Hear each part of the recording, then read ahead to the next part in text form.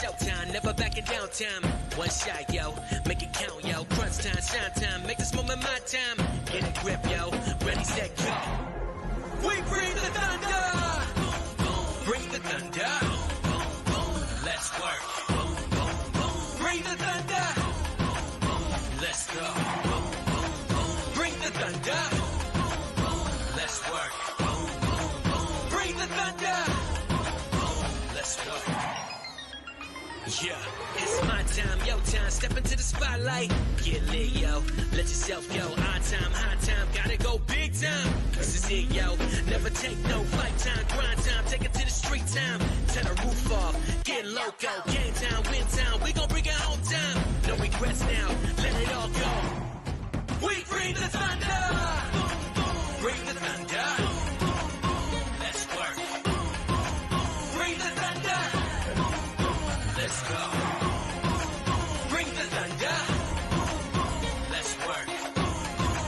Bring the thunder. Let's work.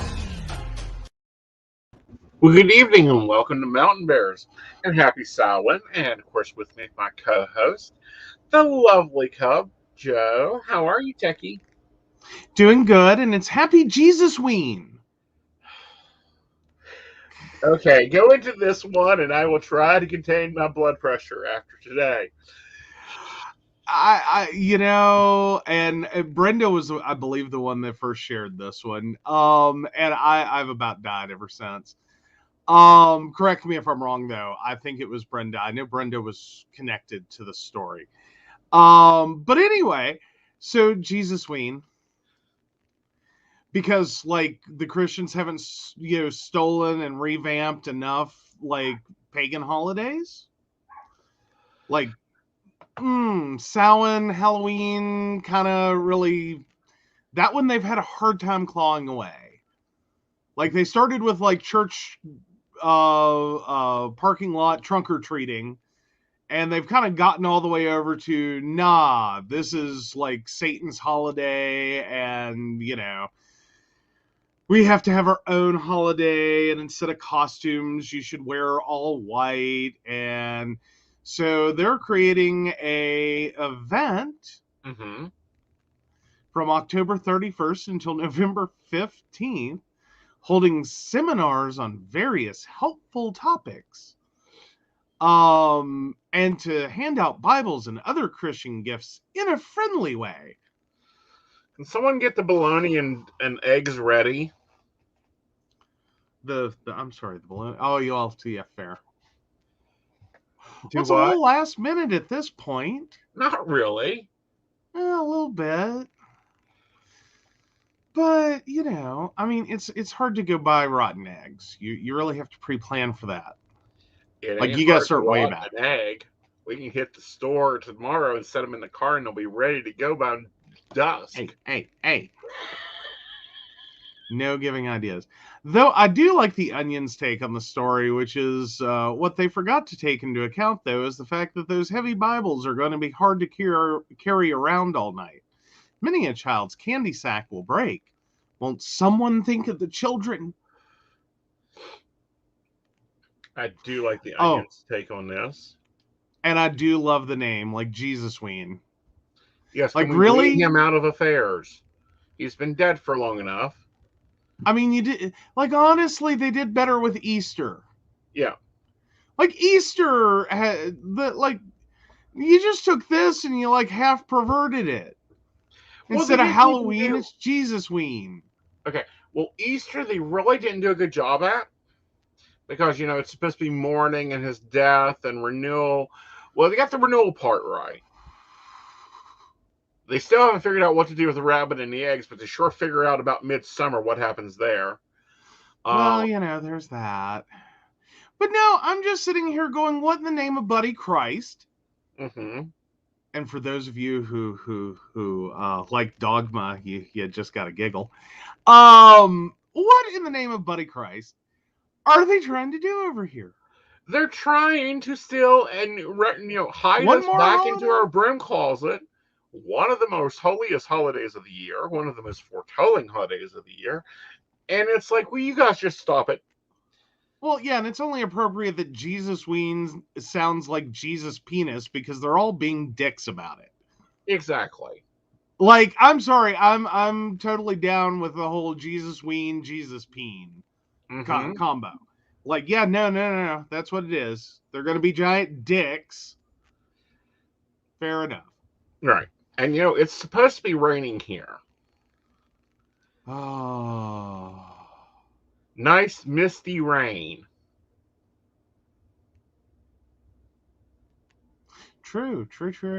And they're handing you stacks of paper. Yes. Very thin paper. Just saying, they're gonna bring some shit on themselves. That's all I've got with that one. Like, I'm not promoting or encouraging anyone to go out and be, do things.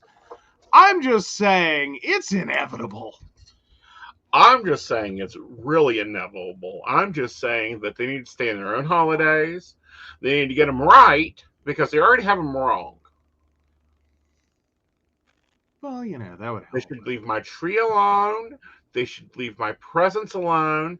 They should leave my feasting alone. They should leave my maypole alone. They should leave my chocolate eggs alone. And they should leave my Halloween alone. Oh, are we getting a special Halloween live? Asks Ashley. I don't know. I would say we would consider it, except it would just be me all night long as Aeson pops in and out before you hear the wonderful sound of Keen dragging him back off screen. Because there ain't no way in hell they're letting you sign out on Halloween. Darling, they almost didn't let me sign out tonight, and you know that for a fact. Well, true. But we may have something there. Oh, my work hired a preacher who is super duper judgmental, so my coworker dressed up as a nun today. Awesome. I'm sorry, was your coworker collecting lingerie for sexy needy people? Because I think I've heard this one before.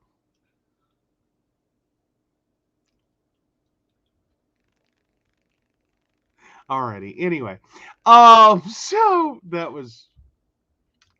I make too many. I really wish the Christians would stay in their own religion. They don't need to be taking on Kwanzaa, not their department. They don't need to be taking on Hanukkah with the Advent, not their department. Stay out of my Halloween. Put their Christmas stuff in the box and stick it back in the storage room until after Thanksgiving, where it belongs. I don't want to hear Christmas music till after Thanksgiving, radio stations. Oh, she just dressed as a nun? She should have went around and said alms for the poor. No, she messed up the costume. She should have had a small stack of lingerie. And she could have been collecting lingerie for sexy needy people. And it would have been even more hilarious and made that preacher blush. Oh, please. I will guarantee you. Although, if this is in that, because I know the company I work for in North Carolina had I don't even know how this works exactly. I don't know if they paid him or paid this company, or if it was like a volunteer outreach and they just had to agree to let someone come in. But yeah, corporate chaplains was a thing. And we had a chaplain that periodically came around to our desks in case we needed to talk. Oh, you want to talk about a thing I reacted poorly to? I will give Matt credit. He was very like, okay, that's cool. Like, I get it. Like, do you mind if I just say hi? I went, I don't mind if you say hi. So that's what we did the whole time I was there. Is Matt came past my desk, he said hi, I said hi, and I went right back to work. Mm-hmm. I give him credit. He totally went with the thing. Like, he was comfortable just being like, that I'll listen if you want to talk. Mm-hmm. And it's like, yes, I do, and I'll acknowledge that every time you come past. All right. So, Jesus Wayne canceled, not Aeson approved. Far from Aeson approved. Take the night for full debauchery. And if they come to your door with pamphlets, you have my permission to curse them. Look at them and say, I hope you get what your master seeked. Well, there you go. That's an option. I don't know. I'm just, I I don't mean to be a whiny bitch about it. It's just that, like, can Christians just leave shit alone? Like, Yeah. do you have to make everything about you? Yes. Like, that's where I'm at. Is like, do you really have to make everything about you? Yes, and this is just Well, an example of the more evangelical right wing trying to stick their nose where it doesn't belong. yeah. Well, and it's more so like, how, like, are there even holidays left they haven't tried to co-opt yet? Coming out day. I feel like somehow that's been tried. Because I thought there was a Hide behind the wool jacket day.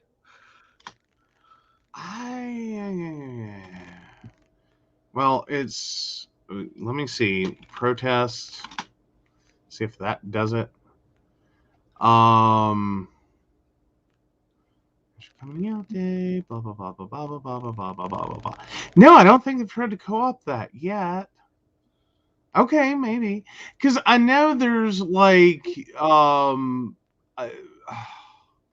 what the hell is it? It's like there's a straight Pride Week. Yes. So I think that's where maybe my brain went. Again, they need to stay off my holiday schedule. Ooh.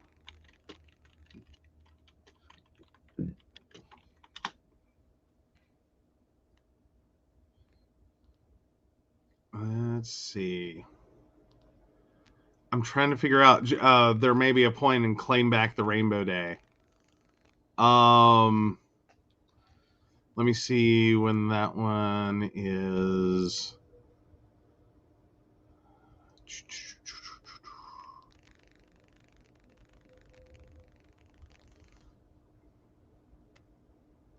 No, it doesn't look like that one ever got off the ground.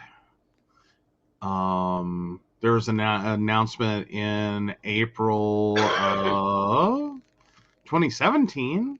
Mm-hmm. Like, sorry, this is from an article in the Chicago Tribune. Sorry, LGBT community, God wants the rainbow back. Well, here's the thing, and here's the problem. God sent the rainbow as a symbol of hope that this would never happen again. Problem is his people's bringing it on. I'm going to say this, and in all sanctity of it, please take it as that. Jesus, please come get your people before you have to give me bail money. Ow. All right. So no Jesus Ween in this house. No. Like, we can't even put like I'm just saying I could get into celebrating Jesus Ween. All right, sell it to me. All right. We do a giant crucifix. We already have that down the street. Okay, but stay with me here. Okay. Stay with me here. That's on the inside of the glass. And on the outside of the glass, we go buy the largest dildo we can find with a suction cup base, and we place it appropriately. Do we get to put a bow on it? We can put a bow on it. Okay. Of course, I still want our propaganda. Oh, no, our new window decoration. I can't wait for that. That takes up the whole picture window? Yes, I kept trying to sell this to you before, and everyone kept telling me no. I'm liking this idea. The more and more that 5:30 and my phone vibrates more than when King calls me, I'm starting to really enjoy this one. I'm just saying, a LCD screen the size of our picture window behind like 1.5-inch bulletproof glass that we can do all kinds of things with. Mm-hmm. All kinds of very inappropriate things. on the borderline of obscene, but not. Sounds good to me at this point. But All right. I'm totally down for Jesus Ween with a giant crucifix in our front window and a suction cup dildo. I think that would really show my true Jesus Ween spirit. Okay. I could probably deal with that. Okay. All right. So from the messing with holidays, let's move on to with the messing with the court system. Oh, the Supreme Court. So Maine has a vaccine mandate that does not have a religious exemption. And they have tried to expedite that through the Supreme Court with to get enforceability. Unfortunately, they've been told no. Come back in a fully fledged case is effectively what's been said. Right. He is backing. A lot of people are like, it got rejected, and that's very technically true. That the Supreme Court refused to hear the case. That is true, but not exactly for the reasons.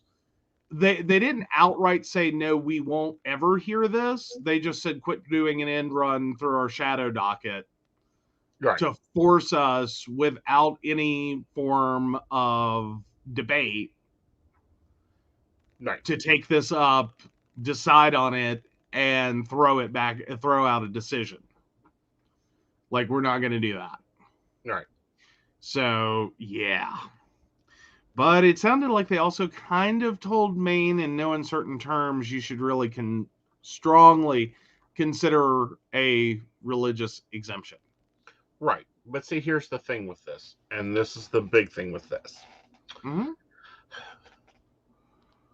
The religious exemption means that they need to certify that they don't use Tylenol, that they don't take certain drugs, that they're not on Zoloft, but like they need to certify if they're going up against the vaccines for religious reasons, that they do not also take this other stuff. Yeah. See, that's where I think this is all, like, I think it's going to end up being an easy out because no one's going to actually make them do that. They're just going to be like, I reject on religious grounds. Fine paperwork. Find a preacher will sign that paperwork, and then come prove to us with your medical records that you've never taken any of this other stuff. You've never been prescribed or taken Tylenol. You've never been prescribed or taken this Zoloft. It was the big two ones. Okay. Religion has no place in a court system. Separation of church and state is one of the fundamental things, and they should not be making court decisions based on religious rights. Well, but still in that, mm-hmm. You do have the right to free practice of religion, which could include. But at the same time, that practice of religion cannot violate other people's religious rights. Well, or the general rights of others is what I understood. Correct. Because that was fundamentally the question that came down, I believe, in the Hobby Lobby case over birth control. Was whether someone had a right mm-hmm. to birth control mm-hmm. paid for by their employer. Mm-hmm. And that was one case in which they said, no, you actually don't have that right. You have the right to take it. Mm-hmm. You have the right to obtain it. Mm-hmm. You don't have the right under that decision to make your employer fundamentally support paying for it. Right. Well, this is the thing, and Brenda brings up a good point here. Says, but the churches are one of the ones that spread a lot of it. I would love to see a law student that just passed the bar take and sue one of these churches that was been counted as a super spreader event, run it through the gambit. Well, and especially if you had an infinite amount of time and patience for it.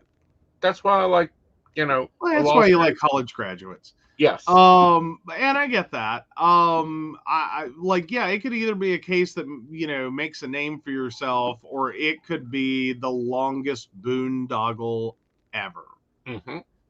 Because that's going to be complicated as hell to prove that this person spread it to that person, that in turn, blah, blah, blah, blah, blah, blah, and do that times multiple people. Right. And they've done that with the contact tracing. Well, I don't know that contract tracing is ever considered conclusive. It just, as in, it's highly probable. Mm-hmm. But they've used contact tracing before to charge people with HIV. Mm-hmm. Mm-hmm. Well, but then you also have the ability to, within that contact tracing, also go through and verify based on RNA strains. Mm-hmm. So I don't know how that'll work out with COVID, which I don't think we have that ability to compare the mutations. As in that's basically what happens or to compare the strains, Mm-hmm. to tell one person to the next, because we do have that with HIV. Mm-hmm. Though granted, you pretty much have to start with, you have a really good suspicion Mm-hmm. of who it is. Yeah, but I would love to then see a go from wrongful there. death suit going that way.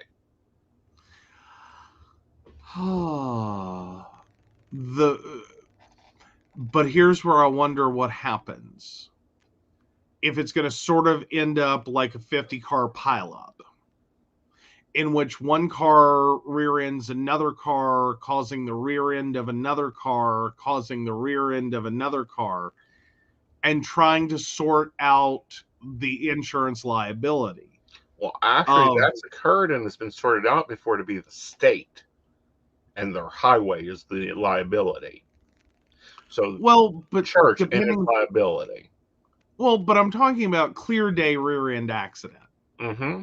In which someone doing 150 miles an hour, which they should never have been, rear ends one car and the force. Mm-hmm. Because anyone who, like, I've heard those are fun. Mm-hmm. Because you end up with all the insurance companies involved fundamentally trying to offload blame back to the first person who screwed up. Mm-hmm. And then the first person who screwed up's insurance company is also trying to offload blame. Mm-hmm. And go, well, so-and-so was too close to this car, causing that accident.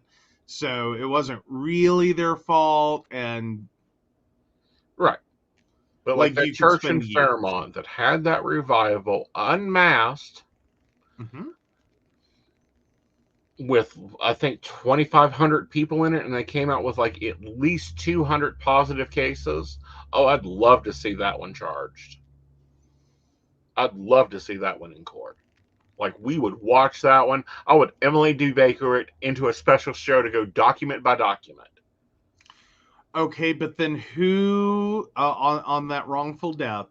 Mm-hmm. So are you talking about someone who? How far out? Like, are you talking about of the original 2,500? If any of the 200 mm-hmm. Were to have died, right? Or are you talking if any of those 200 then spread it to someone who died? Keep going. Work that chain out all the way down the line. Yep, all the way back to the sue the church. Everyone from that line, any of those 200 people that came positive, sue that whole church. Lovely class action lawsuit. Okay, but then doesn't the church have an out of culpability with the one person, or at least an exchange of culpability there with the 1 to 10 people, however many that came to church with COVID? No. Okay. They weren't taking necessary precautions. Okay. It was the same thing that happened in the court case with the state. I believe it was the state of Oregon that got sued for not having flashing lights up. Okay.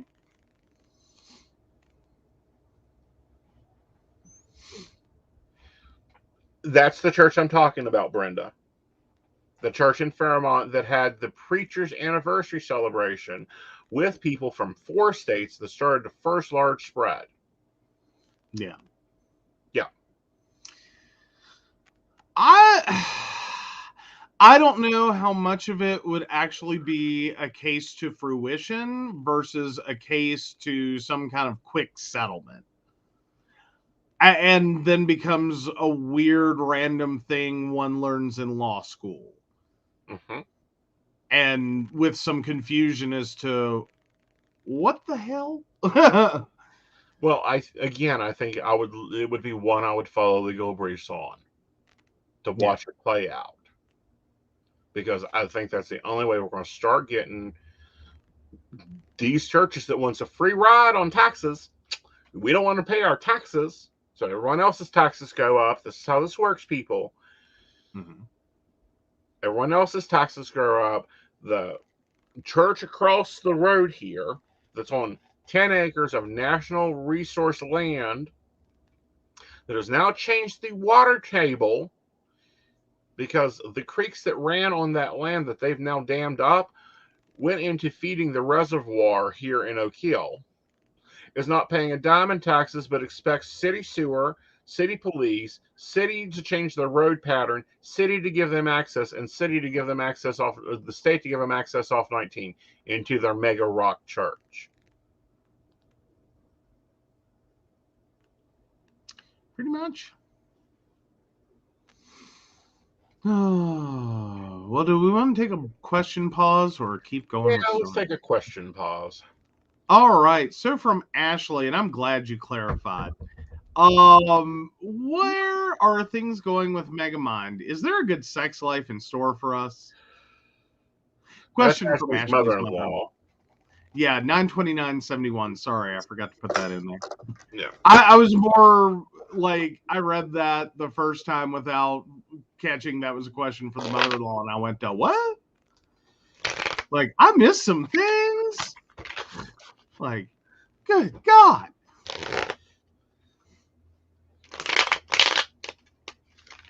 Oh, there was a crier question? Mm-hmm. What did I miss? It's up in the beginning. She came in and loaded.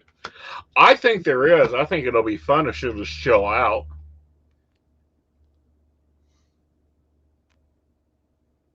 On Mega Man? Yeah. Or Megamind? Yeah. Okay, but we've been telling her to get out of the clearance bin. Now you want to clarify that don't have a relationship with him. Just, bump uglies and go on. That's what she's asking about. Because she said that she wanted to be. Did she slow it down by telling him they just wanted to be friends first? Yeah. All right.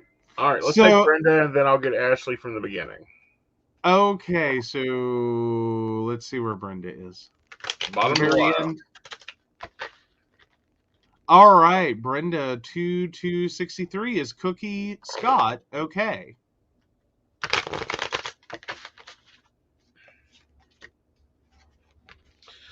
Emotionally traumatized, but all right.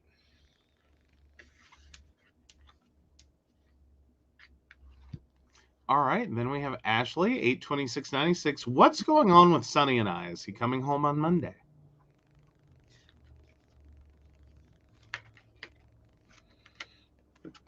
I think there's a lot of stress, worry, and aggravation, but I do feel he comes home on Monday. And then she's got confirmation for me after that. Who? Go below to one line. There's Brenda, and then there's Ashley again. Oh, I'm coming in hot with. Okay, got that part. Also a follow-up from a previous question. I got the claims position.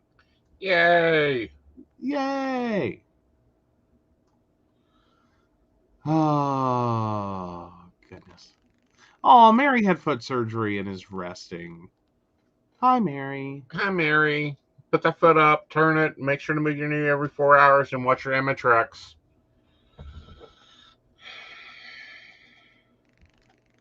Ooh, Ashley, I'd like to start posting articles in TBR. We can start preloading articles in TBR, definitely.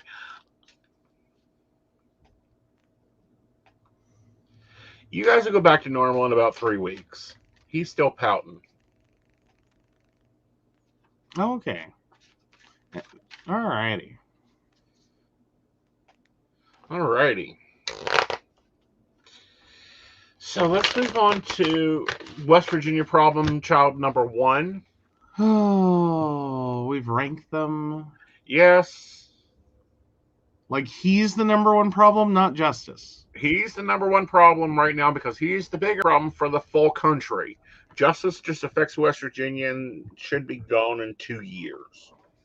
Oh, this sounds like my dad's shit list that we all jockeyed to not have top place on.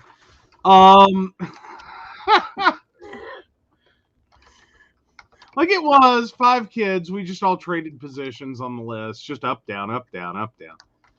Ah. I didn't do it. LOL. Thank you. Facebook user. Is this Shannon tonight? Yeah.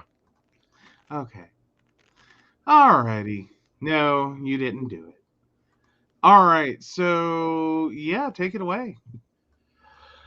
All right. So apparently Manchin doesn't understand the words paid personal leave. Paid Paid family meaning leave. money goes in your pocket. Mm-hmm. Leave means that you're not at work. Mm-hmm. Personal means that it's because of personal matters. Oh, no, it's Gwen. Gwen didn't do it. Oh, no, honey, you haven't done nothing. Now, wait a second. What did you say before? Gwen, what did you say? Because last time we heard, I didn't do it. She had done something. She's done a few things here lately, but that's all right. She's still my favorite. I'm teasing. I'm teasing. I know. Rain clouds, but I'm teasing. All right, so back to Manchin. Does not understand paid family leave, paid medical leave, paid personal leave, paid leave. Doesn't get it.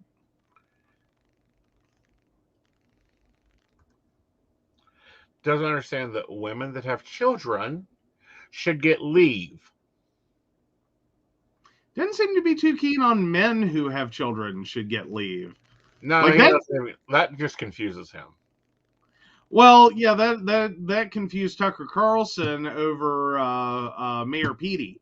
Mm-hmm. Because apparently, since Mayor Petey doesn't have boobs, he shouldn't be on medical leave or paternity leave. Yes. Because what is he supposed to do? And I'm going, wow, you have a narrow view of how that works. Sorry, I'm laughing in comment. So yeah, this program's been all over the place money-wise. Trying to get it through, and the lone holdout is Manchin, who has been lobbied by about everyone at this point, right? Yes. I don't understand how to break this English down to him. It's a benefit given to your people that pay your salary. Oh, that's right. You don't get your salary paid by the people. You get your salary paid by your lobbyist. Yeah, this is like chump change that he gets from, the people. It's like a nice, tip or something. Mm-hmm. But no, he seems very screwed up with the idea of it's just too much money to be spending. And I'm like, what? Yeah.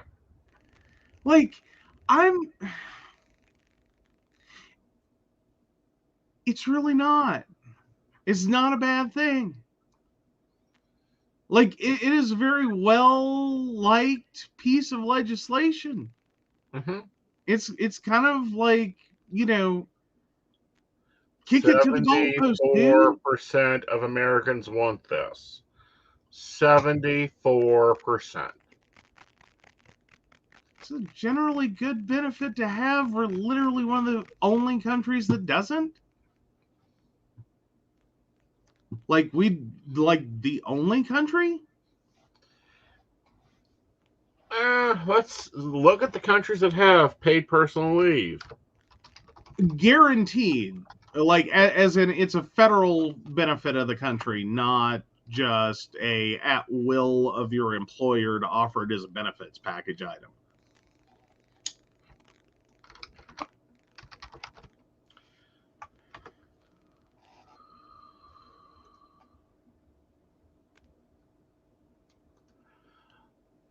Out of 41 countries, only the United States lacks paid parental leave.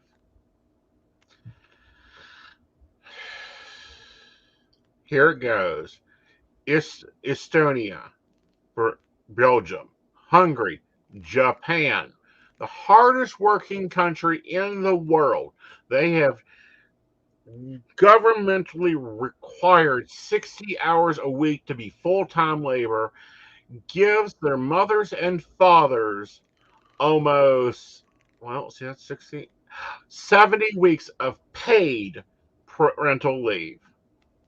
Holy Lithuania, Australia, Slovaks, Latvia, Norway, Slovenia, Germany, one of the best countries for benefits, Czech Republic, Finland, Sweden, Luxembourg, Croatia, Poland, Czech, Denmark, Iceland, Canada, Italy, France, Greece, Spain, Belgium, Costa Rica, Netherlands, Meta, Copa, Israel, Mexico, United Kingdom, Turkey, Australia, New Zealand, Switzerland give paid from the government mandated new parent leave. wow. I don't think being number one on the list of countries that don't is like, it's not a good thing. No. Estonia gives 86 weeks of paid leave. That's a year and a half. 86 weeks? 86 weeks. Like, would Michelle Duggar have ever gone back to work? No, Michelle Duggar could have had it there. Like, holy crap. That's a long time. Like, Christ.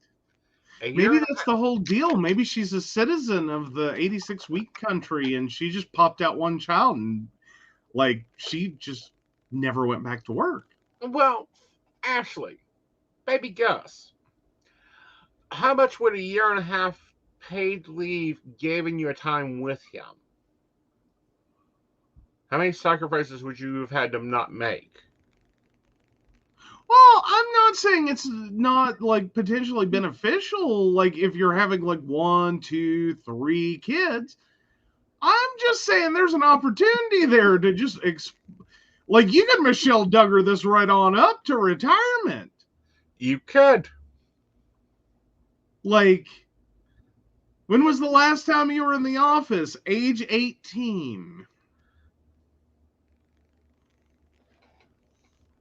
But no, like, Mansion don't get that. Mansion also don't get giving paid leave for someone caring for an elderly loved one.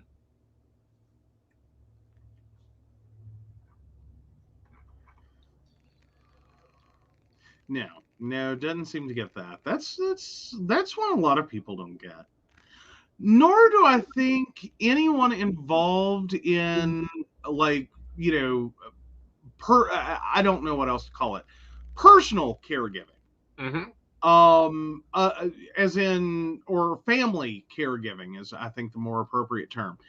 No one seems to ever get, like, from medical professionals who can tell you all the parts of the diagnosis, to the home health equipment providers who can provide you with all the equipment, to, like, every person or business, more importantly, that you have to deal with, ever seems to get, like, on the one hand, they can tell you all this stuff or do all this stuff, but they never actually stop and think about their business and what it does for the family caregiver with the way they run their business.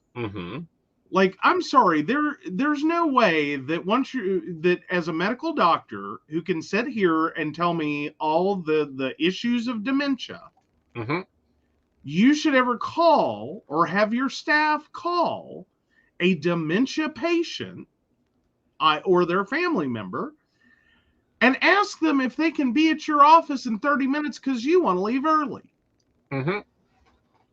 Do you know what it takes with a pre-scheduled appointment time Mm-hmm. to get someone with dementia to that appointment on time, fully dressed, clean? Any clue? Like, you can sit here and tell me all the parts of dementia, all the problems with activities of daily living. You can sit here as a medical provider and tell me all the forgetfulness, all the problems with change in routine, all the problems with confusion, all the problems with excitement, that I need to keep a nice, quiet, stable home, blah, blah, blah, so not to exacerbate their condition or their mental state. But by God, you can have your office call me and say, can you be here in 30 minutes? No, you can't. All right, so this is just at $35K for a year. So mathematician, $35K plus another half a year of that for Miss Ashley. Mm-hmm. A paid car, a nicer home, better baby gear. Yeah, but she sacrificed those to be home. You had the ability to do that. Oh, and Brenda keeps getting advised to read the 36-hour day to help me cope. I'm not familiar with the 36-hour day. It's a good book. Okay. I just know that I went through the caregiving thing and I just ended up with so much rage at like like those situations, or and getting into another one, home health care, like, or home health equipment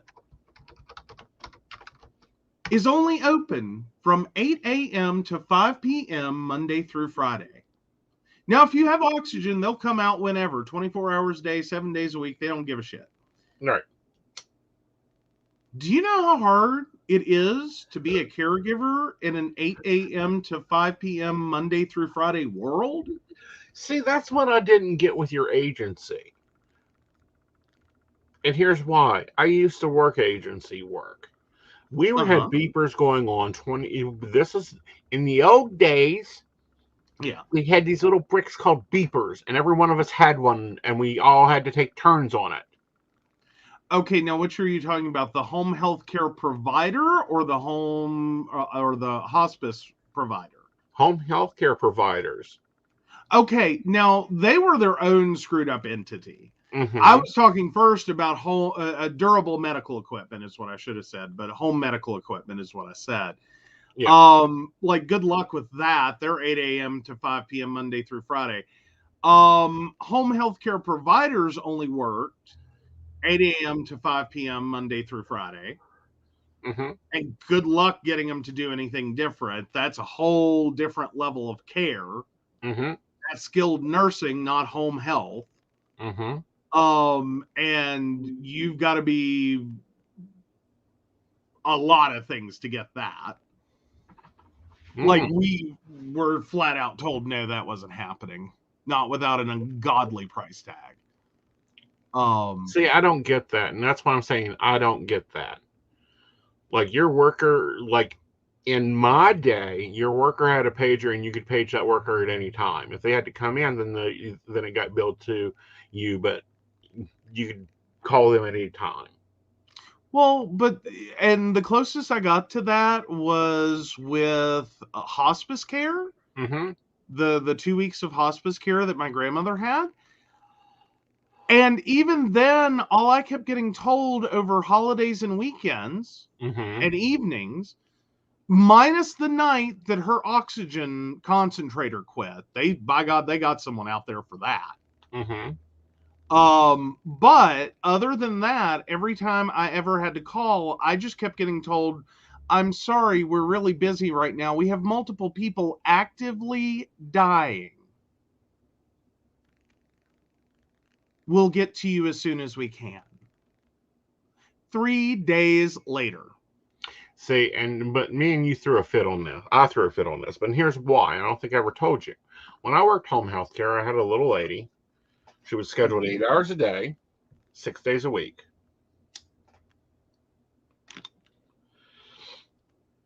It was the middle of winter, and she was in a apartment building that you know very well, Mm-hmm. and the power went out. Mm-hmm. And she was stuck in her recliner. Oh, hell. I will say I have a friend who got stuck in one of the electric recliners Uh-huh. after having open heart surgery. Mm-hmm. But that was because she dropped the remote. Uh-huh. If you've ever wondered why those damn remotes have a chain with a clip, don't ever unclip it. Mm-hmm. Because if you drop that damn remote, and it will go skittering behind the chair every single time.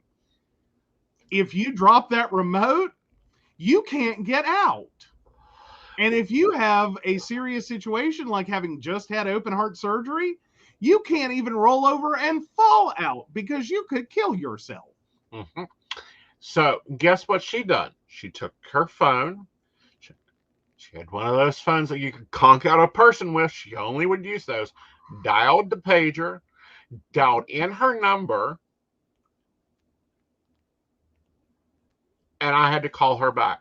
So I had to spend a blizzard learning how to drive in the snow, because Aeson's still a new driver, to get over to said apartment building and lift her out of her chair. Mm-hmm.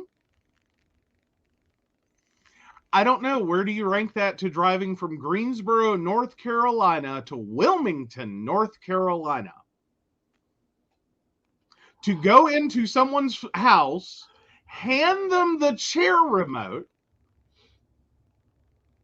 and get back in the car to drive from Wilmington, North Carolina to Greensboro, North Carolina. You're a good man, Charlie Brown. Okay, we'll finish that out. But that's when you tell me of your escapades into home health with home health care. Mm-hmm. I'm like, what the fucking shit company did you have? We won't go into that because there were issues like that. If that had been the biggest issue, I think I would almost chalk it up and go, man, it wasn't a horrible experience. Right. Like, that's where I'm at in my life of like caregiving. It's like that, as horrible as that, I know that sounds, because it was crap to live through. That wasn't even the worst thing they did, as in my book. Right. So like that's where I'm at with Oh my that. God, Like, they're still in business. what? My old home health care company is still in business.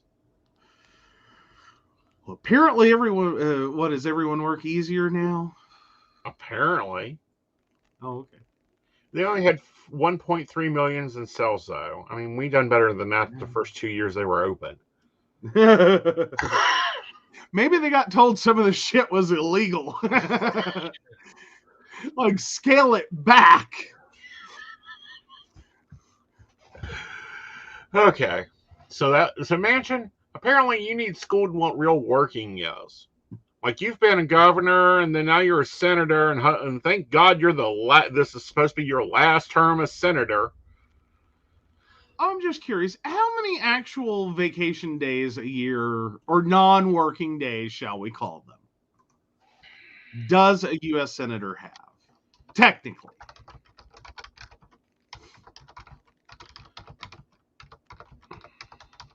I'm just curious. Because they're only in session for like next to nothing. Well, 261 working days. All right, so 261 working days. Let me get that calculator up. So 365 minus 261 is 104. Divide by 7. Oh, he only gets 14.857 weeks off. Do you think someone's jealous of the idea that everyone could have almost that? I don't get it. Like, I don't understand why this is a hard concept. The world leaders think this is a hard concept. I'm laughing at Brenda. Well, he's To off the quest, 65 days, honey. I'm assuming he's working the ones he should. Now, I want to go back here because I wanted you guys to hear the lengths that they have gone to. They worked with him on the train to New York. They worked with him on his houseboat on the Potomac. They worked with him on the Capitol Hill.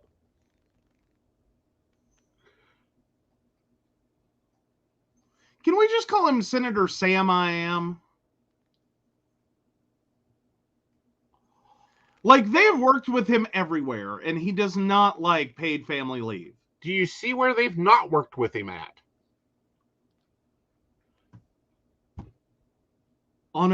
Well, no, they worked with him on a boat. In a car. Nope.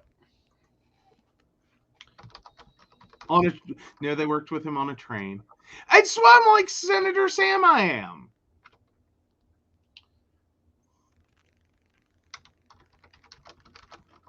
They did not work with him in the state of West Virginia. Do you want to know why they didn't work with him while he was in the state of West Virginia? Pardon? Do you want to know why the senator that represents West Virginia, they didn't have to come to West Virginia to work with him? Not yet. They're doing it, though. Do you want to know why, though? Because he wasn't here? Exactly. He hasn't been to the state in, I don't know, still trying to find, but I'd say at least for the past 2 months, he hasn't been to the state of West Virginia. But he will be here soon. Oh, he will. When's he coming? So yeah. This weekend to the Greenbrier. Oh, he's coming to visit his good friend Jim Justice. So the two of them can play tiddlywinks together. Yes, and the organization Paid Leave for the U.S. is running a $25,000 radio spot in West Virginia and has hired a banner to fly over the Greenbrier Resort. Do we need a marching band available? Oh, interpretive dance. That should be like every night's entertainment at the Greenbrier for Senator Mansion. Interpretive dance. Call Dottie. Get her on the phone. Fair enough. Fair enough. Oh, this is why I'm calling him Senator Sam I Am. He does not like, paid leave. Whatever, at all. But I am so tired of him being the stickler in the freaking anything. He's acting like a Republican, behaving like a Republican, should be a Republican, should have to pay us Democrats back our money that we elected him with. Well, y'all elected him with. I didn't vote for him because he was an idiot.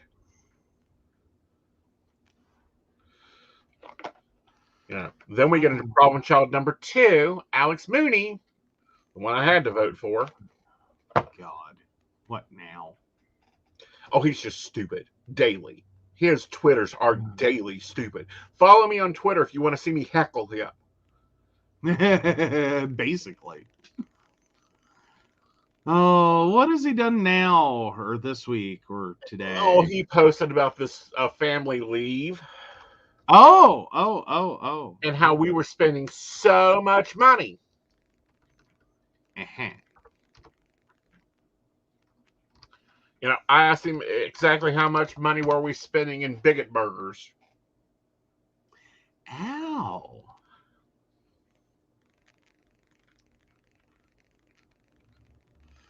Fair question.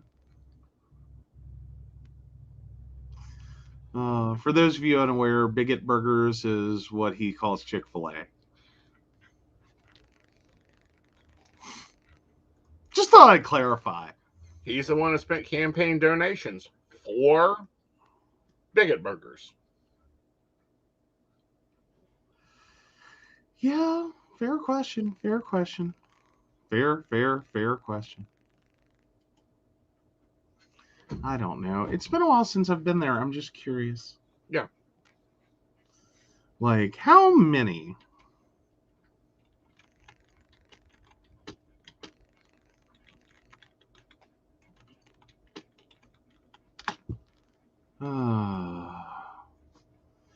All right, so the regular the regular Bigot Burger is $3.05. So let's see. So this plan, now we have 3 different versions of the plan. That's the annoying part. Mm-hmm. Because this started out like as a $252 billion program. Like, I'm trying to get there in the article because it's bounced around. Yeah, $225 billion. So let's break that calculator back out. So at 252, 1, 2, 3, 4, 5, 6, 7, 8, 9.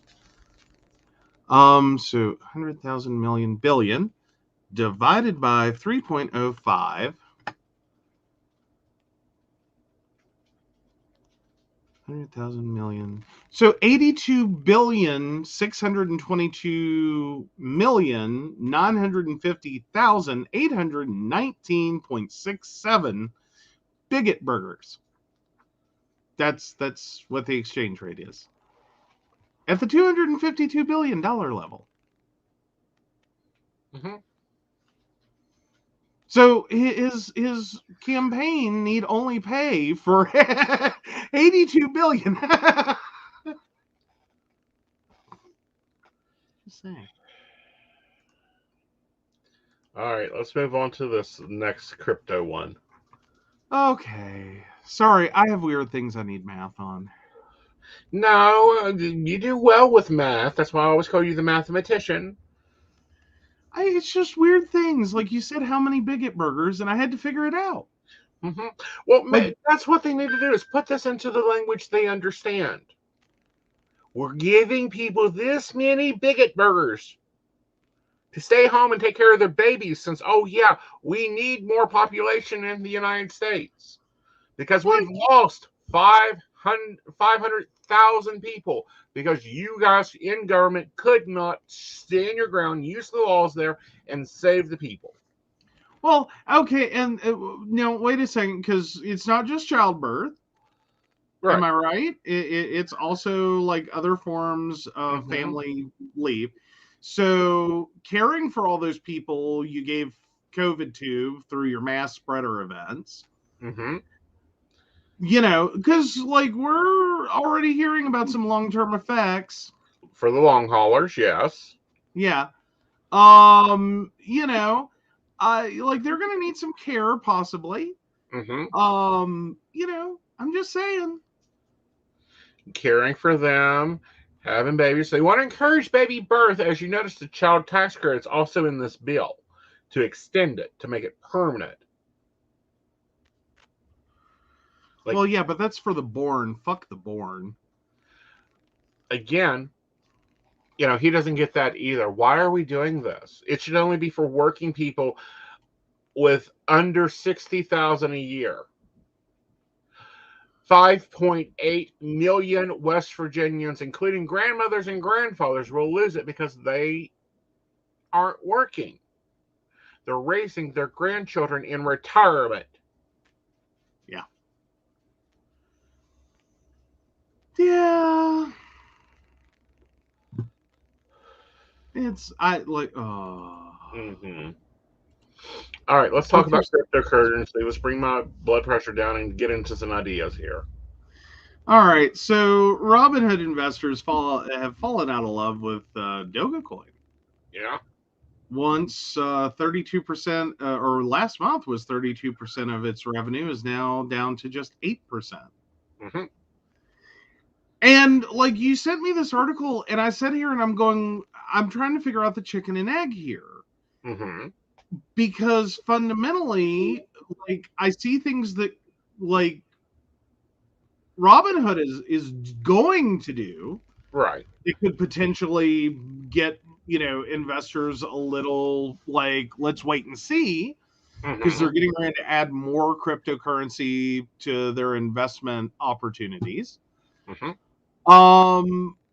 But I'm sitting here having yet again the chicken and egg problem. Are they doing that because revenues have been falling?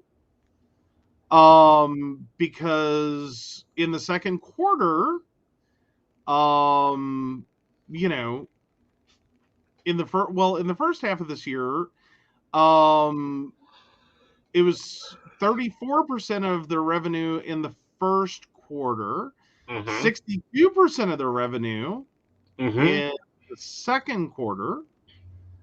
In the third, it was 40% of the revenues. Mm-hmm. So crypto basically is kind of the core of Robinhood, no matter how you slice it, until all of a sudden it dropped to 8%. Right. So what else has Robinhood done that we know about? Oh, they've done crap. They've done lots of crap. They've ticked off. Yeah. Y'all Like, got. they've halted trading of stuff. They've been a Uh-huh. little all over the place. Yeah. So that's pissed off investors to begin with. Yeah. And now they've pissed off the other free marketing, which is the cryptocurrency. But they said, oh, wait. We're going to open up a digital wallet to where you can get different coins.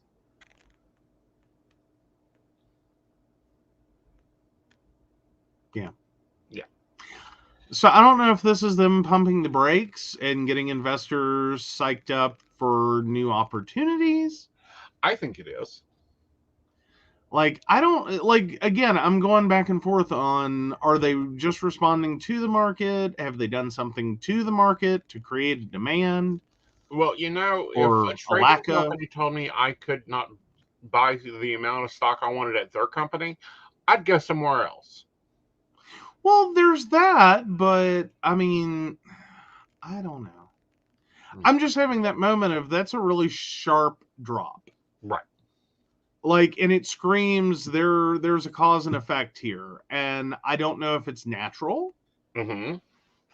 And like you said, even that would be a natural response. Mm-hmm.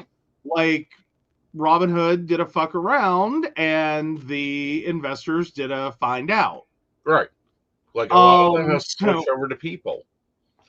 Notably, one of the very large YouTubers that we watch a lot. Oh, come on, what is his name? I like him for his news. Philip DeFranco used to be a big backer of Robinhood. When they pulled the trading stunts, he pulled his money out of there. And we know that he is at least at $10 million of investments. ouch. Yeah, he took it out the next day and put it into People's.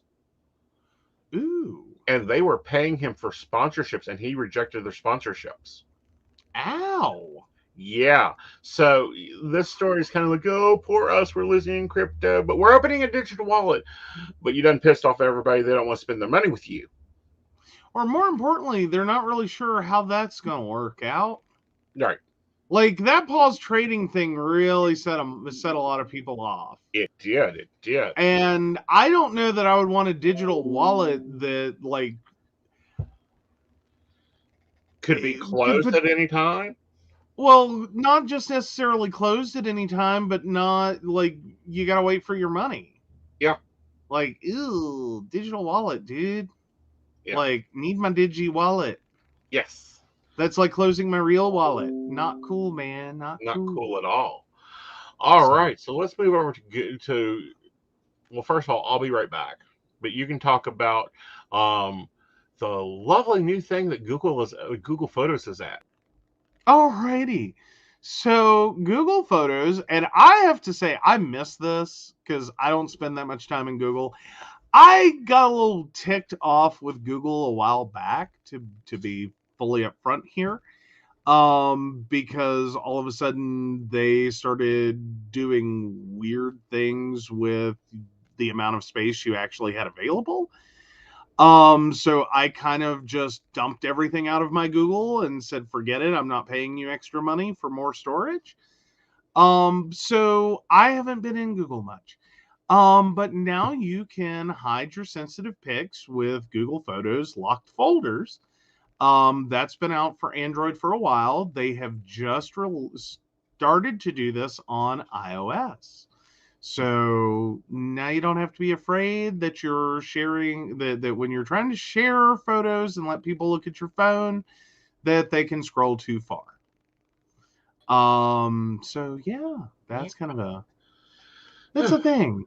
Well, I think it's a very good thing. It gives us another level of protection because everyone knows you don't. If a gay man hands you your phone to show you a picture, you don't scroll one direction or the other direction. No, you just look at it with like more than arm distance away. Yes. Like that's the best you do. You don't touch the phone. Like Right. there could be anything. Right. Like all I'm saying is, even if it's not like porn, you're gonna have questions. Yeah. Like so many questions. Uh-huh. Because even I am sometimes horrified by my phone. And Yeah. like the things that are on there, and it's like they're perfectly reasonable things if you understand the context. Yes, like a photo you recently took and posted to Facebook, and the invisible assistant said, "What'd you do? Get a picture of hell?" The opening of hell. Yeah, the opening of hell. Yeah, no. No, I was driving down Thursday morning for a client thing, and there was pretty sky, and I was like, snap, I'm running early. I have time. Uh-huh. Oh, but yeah, no, I'm just, yeah. No, I like, yeah, definitely always be careful. Like, no gay man. Like, never scroll through a gay man's phone. Right, and it's like you never scroll through a mother's phone either. Yeah, possibly not now. Yeah, because there's pictures on there you will not understand why she has a picture of something that looks like an art project gone crazy, that kind of looks like someone threw up dinner and then threw crayons on it and coloring stuff. And you go, oh, But God. it might be that. No, it'll be the baby's latest art picture, and she'll be so offended when you go, oh my God, was she sick? Ooh, that's, yeah, no, you got to be careful with that.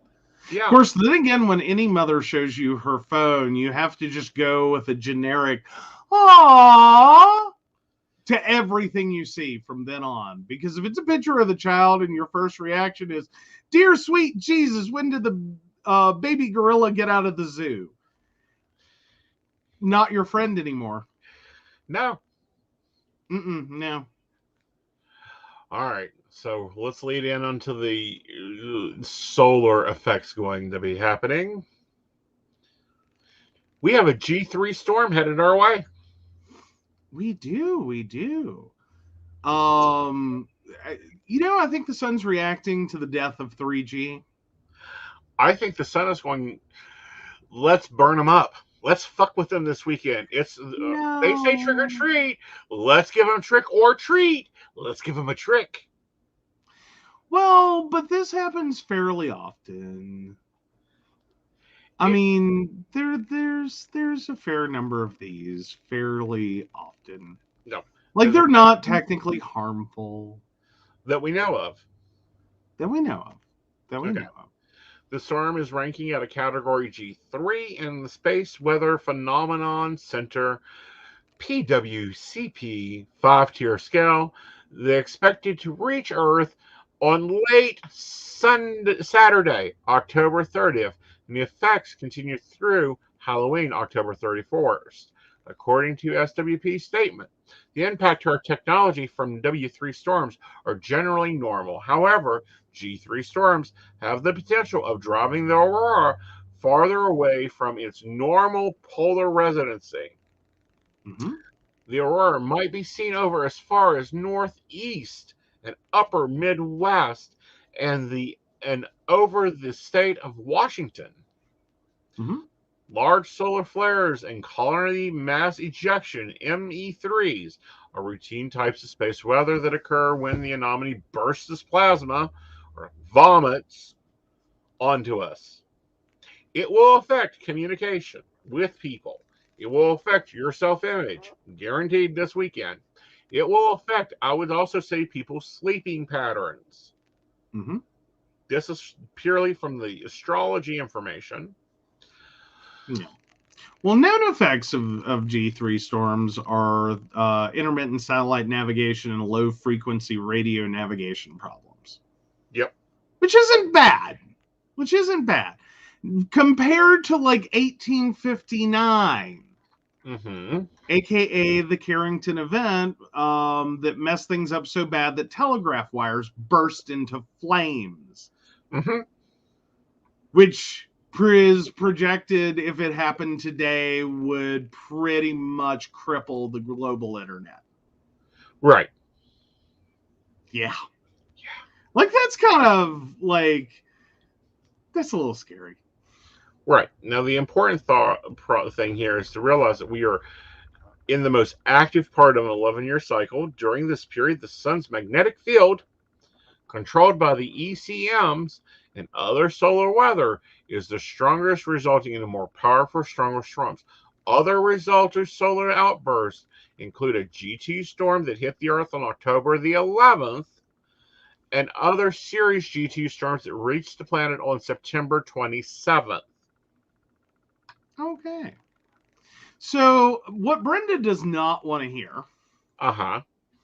is this going to create emotional issues, because she really doesn't want this to create emotional issues, because she's had it with emotional issues and outbursts and everything else. Where are we on G3? G3s, I say, will probably create some level of emotional issues when it comes to understanding information. Oh, goody. Really? Yeah. You don't say.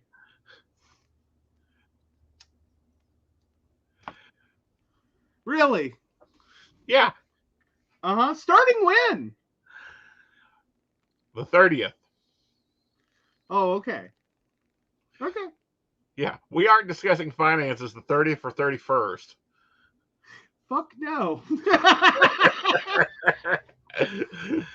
Like, okay, so I think we mentioned this in a previous show. We've been doing a handoff of finances from him to me, and trying to get on the same page with how to handle everything and how to run the numbers. This has been fun. And I say that like a demented weasel, because I don't really mean it. It has not been fun. It's been torture for both of us. We have both struggled through this. So no, we're not talking about finances this weekend. No, you have your system. Follow your system. If you need to, go back to the screenshot I sent you. If I need to, I'm just going to go do an interpretive dance for money in front of the bank, and we just say, screw it. Wear the leather. Do what now? Wear my leather. Wear your leather. Okay. I mean, hey, if you're going to do an interpretive dance for money, at least get paid for it. Fair enough. Well, it is one way to make money. And I did technically say when I left my last job that I'd rather be turning tricks on a street corner. But you know, and I mean last full-time paid position, not like recent client work I've done. Like, I've been good for the last like decade. True. Like, yeah. But no, living the advisor lifestyle takes a bit of getting used to. Learning to balance the money and finances, and being able to go, okay, I need this amount of money made today to hit my bank account in 2 weeks to pay this bill, can take somewhere in this date range. Somewhere in this date range, because it's automatic pay. So we don't know when it's charging. Takes a bit of getting used to. Yep. I can sit there and go, okay, today is the 29th. I need to make the money I make tonight is going to hit my account somewhere around the 7th. So the money that hits my account on the 7th needs to pay any bills between the 7th and the 15th. What hits that fits this amount? Okay, great, good. Here we go. There you go. Yeah. So yeah, no, it's like there's a lot of moving parts is what it is. It's not like having an every 2 weeks I get paid. It's not like being told I get paid on the 1st and the 15th. And it is nothing like being told I get paid on the last working day of the month. Right. And I've had that one. Uh-huh. Like I've had the exactly every 2 weeks. Mm-hmm. I've been paid on the first and third Friday. I've been paid on the 1st and the 15th. Mm-hmm. I've done all of those. I get those. There's a certain budgeting like fluidity that you got to get used to with each of them, Mm-hmm. because that like the hardest, the trickiest one is the 1st and 3rd Friday, or conversely the 2nd and 4th Fridays. Mm-hmm. Those are wonky as shit, Mm-hmm. because Those aren't the that's most like complicated. that's like my family reunion is on the 3rd Sunday of a month. Mm-hmm. And so every year you have to stop and realize, oh shit. Because these can be vastly different dates Mm-hmm. for each calendar Mm-hmm. that we cycle through. Mm-hmm. Vastly different dates. Mm-hmm. Not sort of different dates, like, it's somewhere between, like, the 10th and the 15th. Right. So, roughly between the 10th and the 15th, that's where it is. Uh-huh. No. Mm-mm. Depending upon where that month starts, it can throw the whole thing Uh-huh. all the way down. Yeah. And you're only dealing, and I simplified it to where you're dealing with one revenue stream. Yeah. Well, no, I'm dealing with 2 now. Yeah, but 3. do you realize we have 8? No, we don't. Yes, we do. No, I refuse to accept the other 5. Okay. The other 5 are just Dogecoin. Well, I could don't be take Doge crypto. coins. I don't know what they call the money in Denmark. Yeah, I don't take crypto. Well, yes, technically we do. One of the sites does accept crypto. No, we don't. Okay. We refuse it. They turn it into dollars for you. Yes. So we don't take crypto. The site takes crypto, and good luck to them. More power to them. I'm afraid how much variance your crypto price is. Like, seriously, there's been so much volatility in crypto. Uh-huh. There is, like, you could be getting like a millionth of a Bitcoin, for instance, or like a whole Bitcoin at one point. Right. You would have no idea how much, like, if you had just like taken that and kept the Bitcoin,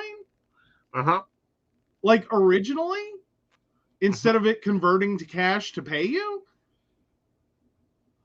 that could have been like $1 million reading. Okay. I know. I'm just thinking of this network and going, okay, I think I need to renegotiate my commission with them. Hold my Bitcoin. Pay me in Bitcoin. Ooh, no. Again, too much volatility. I'm just saying it could be $1 million reading.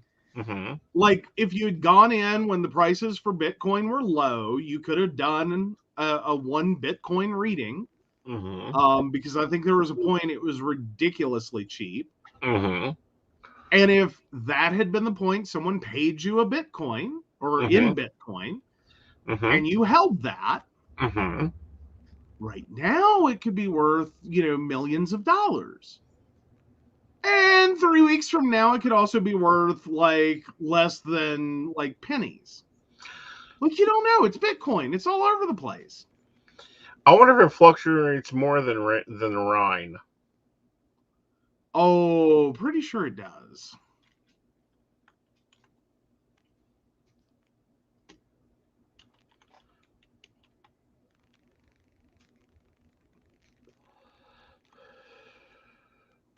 Like, I don't think there's much that fluctuates more than Bitcoin. Like, it's had a wild ride. I know. Sometimes I wish we bought in early. Other times I'm like, no, I'll take my cash. Thank you. And here's the problem with, we still don't know where the government is going to be at with this.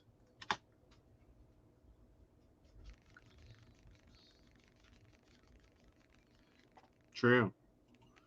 So looking at Bitcoins, like it started as low as 2009 with zero value. It has gone as high as $66,974.77. Mm-hmm. And that's what I'm saying. If you'd been paid for a reading at some of the low points in Bitcoin value, Mm-hmm. like they're projecting $500,000 per coin by 2030. Mm-hmm. In one report, and in another, they're projecting 397,000 per coin. Mm-hmm. So you literally could have started with something that had zero. Mm-hmm. Because at one point it was trading between, let's see, hold on, tens, hundreds, thousands, 10,000s, 10,000ths of a cent to 8 cents in 2010. Mm-hmm. So someone would have had to have paid you, like, on that particular. I'm just curious now. Now I got to break out the calculator again, guys. I'm just curious. Like, would Aeson be a multimillionaire if he got paid low and sold high? Like, this all assumes that in 2010, that site was taking Bitcoin, which it wasn't. Okay, Like, but I don't. let's. Yeah. I'm just saying, let's do a for instance. Mm-hmm. Just a for instance, and we'll go with the 8-cent value. Mm-hmm. All right. So your typical reading is how many minutes? On average, I average 8 minutes. Okay. And your rate on that site? The rate on that site, technically, in 2010. In or 2010. Well, when I signed up, I went in on this site at $4.99 a minute. Okay, 4.99. Mm-hmm. Ooh, that is not what I expected. 8 times 4.99. No, that's not what I want. Clear. Good Lord, I'm having a moment. All right, 4.99 divided by 8, or well, 0.08. So it would have taken 62.375 Bitcoin to pay you in 2010 at $4.99. Right. All right. Now, I assume you don't get all of that $4.99. You know I don't. Okay. So what is the rough percentage? You don't have to be exact here. I think it's like 35%. Is what you get paid out? Yep. Times 0.35. So you would have still had 21.83125 Bitcoins. Mm-hmm. Now, if you'd sold at its highest price ever on October 20th, 2021, which high just 8 days ago, 9 days ago,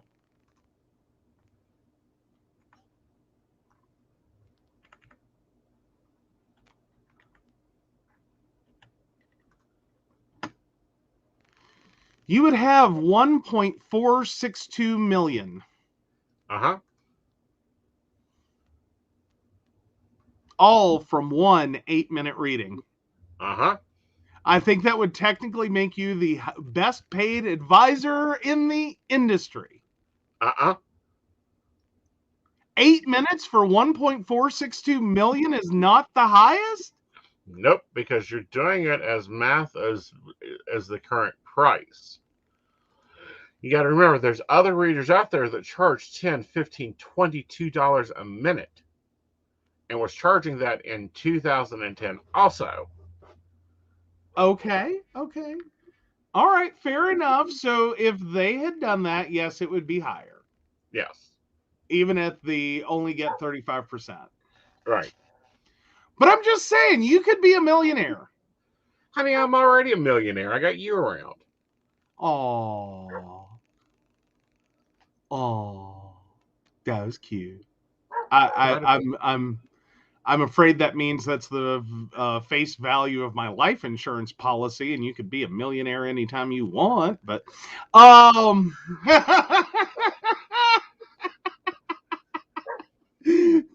I'm teasing. That was funny. Your city doesn't haven't called Rebecca lately to increases, so you I'm should say. Ow! Yeah, Mika, catch up.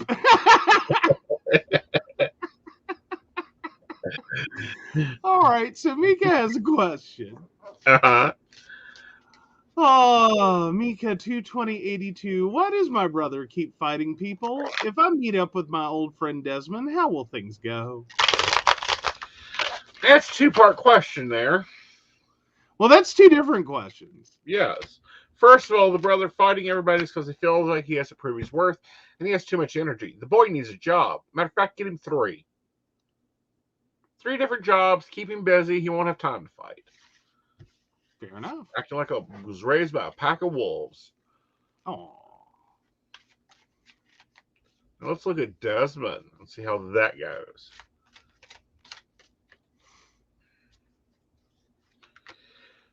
I think it's a really good meetup. I think that they would enjoy hearing from you. I think it would be a happy time.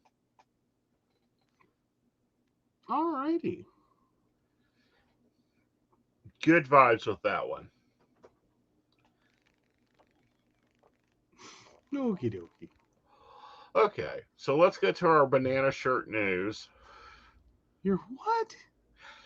Oh, the one good story we have. Yes. Now for something completely different. Aw. All right, take it away. You have to take it away because I can't read the words right.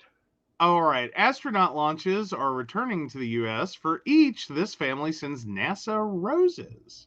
So Mission Control in Houston, Texas, gets a bouquet of roses every time they do a launch. Mm-hmm. Ever since 1988, the first launch after Challenger exploded. As we remember Challenger in general, it was very hard on our country. I just realized there are people now voting that don't even remember Challenger, that wasn't alive during Challenger. Wow. Oh, there's a lot of people voting that weren't alive during Challenger. I know. Like, hi, 20 people born in 2000 can now buy liquor legally. Yeah. Do you know how much that messes with my head? Like, uh-huh. So for those that don't know, Challenger was a very bad NASA accident causing a large explosion. The following year, they began doing launches again. But Terry Marks and their daughter, Mackenzie, decided to send a bouquet of roses. Marks called the florist nearest NASA's Johnson Space Square and ordered 6 roses. 5 for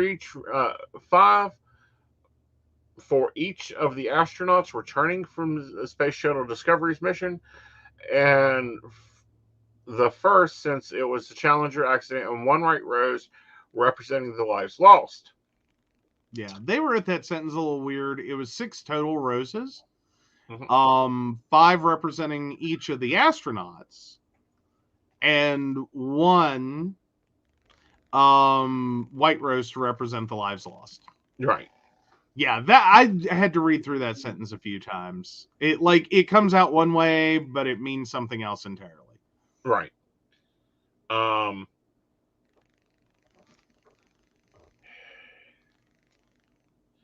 He wasn't even sure if it would get to mission control, let alone in time. He watched the landing during the launch and returned to work. The phone rang off his desk.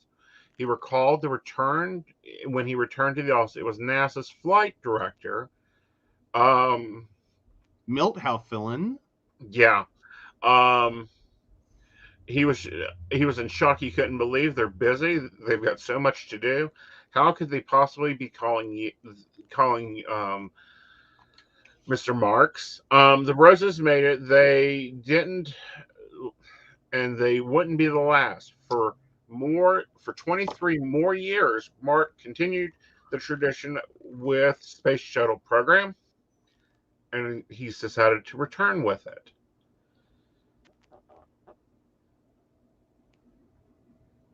With SpaceX. So yeah, the Sheltons have sent over 100 bouquets to NASA's Mission Control Center. Yeah. Oh, including 14 white roses for the last space shuttle flight, symbolizing the lives lost in both the 1986 Challenger explosion and the 2003 Columbia accident. Mm-hmm. So, yeah, it turns out one was severely delayed, and they were actually more worried about the Sheltons than anything else that was going to affect the mission. Like, their roses were delayed. It falls in that category that, like, my brother-in-law has been in which he showed up on the wrong day to service someone's propane tank. And this poor woman apparently set a clock by him. Knowing that he only shows up on this day to do this. And so this suddenly reset her entire understanding of the calendar and what day it was and where she needed to be when. Only for her to basically bless him out the next time she saw him because he screwed up her whole week.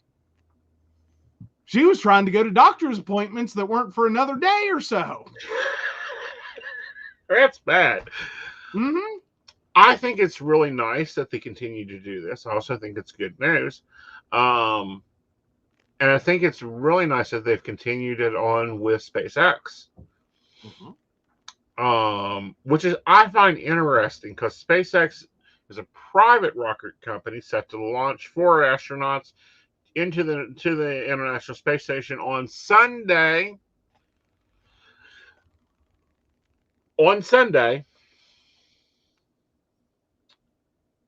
During a G3. Interesting that it's do your calculations there again.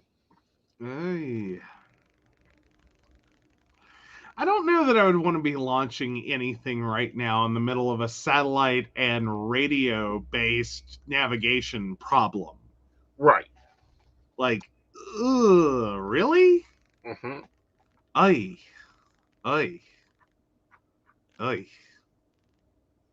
That's a little scary.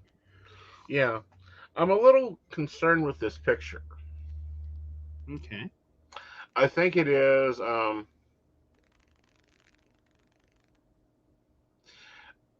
it looks to be a picture of the last launch, counting the roses.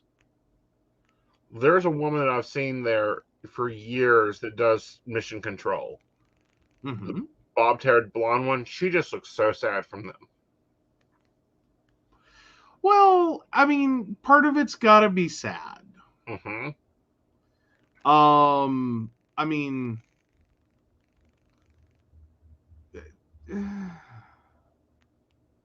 it's got to be sad. Mm-hmm. Oh, and actually, no, that's actually Mackenzie Shelton sets up a bouquet of flowers commemorating the 100th mission. They'd sent flowers to the Mission Control Center in 2009. Her parents, Mark and Terry, write, "Look on." So that should be Terry. Right. Yeah. But she's been in she's been at other launches. Okay. But still, I mean, it is like it's got to be a lot of mixed emotions. I think it has to be. You know, you're nervous on if the flight's going to go well. I mean, think of the normal person in general on getting ready to do a flight. Mm-hmm. And planes generally make it where they're going without a lot of issues. Right. But there are still horrible airline disasters. I mean, like, it is part of flying that you have to accept there's a possibility you're on the next News at 11 flight, one way or another. Mm-hmm. At least, like, you could be. You don't know. Like, Right. it could be a horrible airline disaster, lost airplane, bits of airplane washing up on shore for decades to come, slammed into a mountain. Right. But it's really a low probability. Like, Right. basically, it's the thing of airline accidents are rare, but when they occur, they're just never good. Right. Like, there's a low incidence of, like, you have a very low, like, once you're in trouble midair, Mm-hmm. your likelihood of having a good, safe landing and walking off that plane just suddenly plummeted Right. tremendously. But your likelihood of encountering that situation is, like, minuscule to start with. Percentages wise, it's technically safer than riding in a car. Right. Except when you get into a car accident, which is more likely and more frequent, it's typically less harmful. Right. Like, you could die in a car accident, this is true, but your chances of that are very, very low. More than Right. likely, you might walk away or be mildly injured. Cuts, scrapes, bruises, maybe a broken bone. Right. Nothing life-threatening. Mm-hmm. But there's a very low incidence of airline disaster, but when it occurs, your window is just as big on the death from automobile accident as it is to walk safely off that plane once something goes wrong. Just saying. Right. All right. Read Anna's question. All right, and 1979. Does my spirit guide and my husband's spirit guide work together because we've been married for 21 years? Okay, this is one of those I have to give you spectrum on. And when I say spectrum, it's because there's some multiple beliefs there working intertangibly.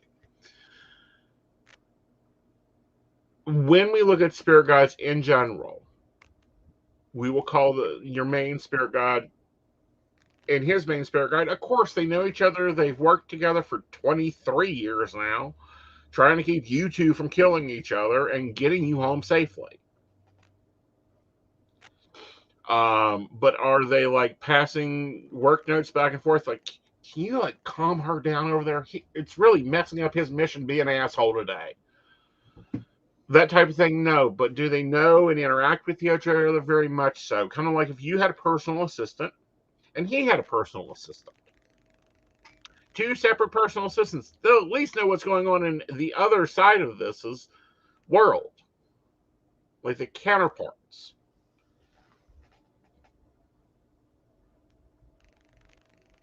Okay, so just to recap. Okay. So her personal assistant, spirit Mm-hmm. guide, Mm-hmm. and his personal spirit guide, personal assistant, whatever. Like, I'm sorry, I'm trying to use the analogy interchangeably. If effectively they individually know Mm-hmm. what is going on with the individual, Right. and because they are fundamentally working towards, as individuals, the same goal as a couple, Mm-hmm. yes, they're doing the same things, but not necessarily in tandem lockstep. Right.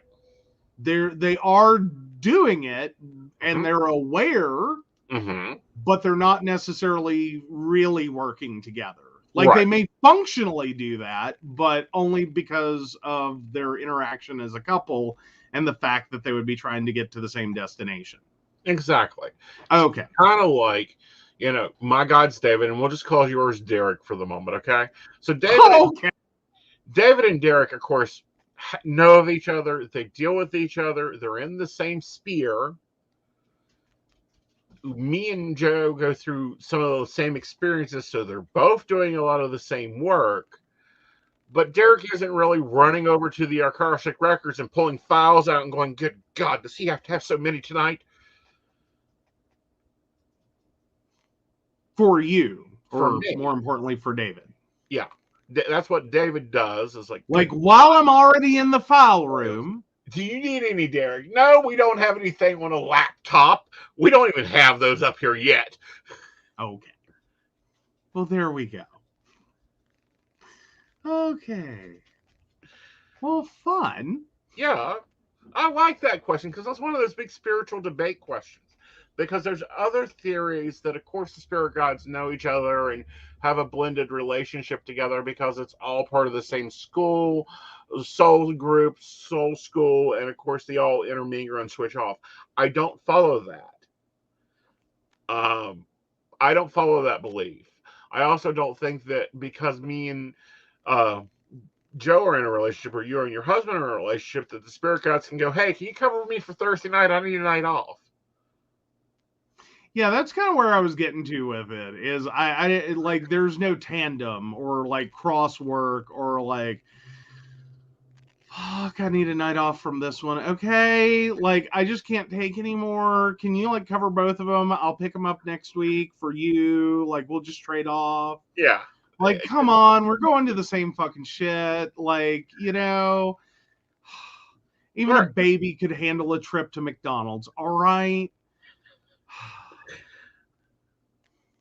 Yeah, that doesn't happen. That isn't. Okay. Yeah. Sorry, I was just trying to clarify in my own head. Like, yeah, because exactly, I'm like, quite sure that like David would know not what to do with you. Get up. I've got clients waiting for you. Get up. Oh crap! I broke him. Yeah. Oh man. Exactly. That's exactly where he's at, Ann. His spirit guide would not handle me. Exactly. Oh, Brenda's got a big question. Though not a question. That's fine. It's just a general question. Yeah. All right. I was bored and scrolling last week. I saw a psychic medium who had trouble because the spirit spoke a different language. I assumed with spirit this wouldn't be a thing. Is it real? Is it real or bullshit? No, it's real. And this is where some things come in handy, i.e., having a very good spirit guide who can do the translation. Okay. Here is some of the fun that I've had, and I had this fun recently today. Yeah. Okay. So I speak English. My clients, including international clients, are required to speak English in a reading. I can speak a few other foreign languages. They don't really come in handy, especially during a reading. My guide communicates with me in English, but has access to other languages. The person I was reading for was a native Filipino. Her guide was native Filipino. The person we were reading on is native Filipino. So any information David's pulling for me is in Philippine.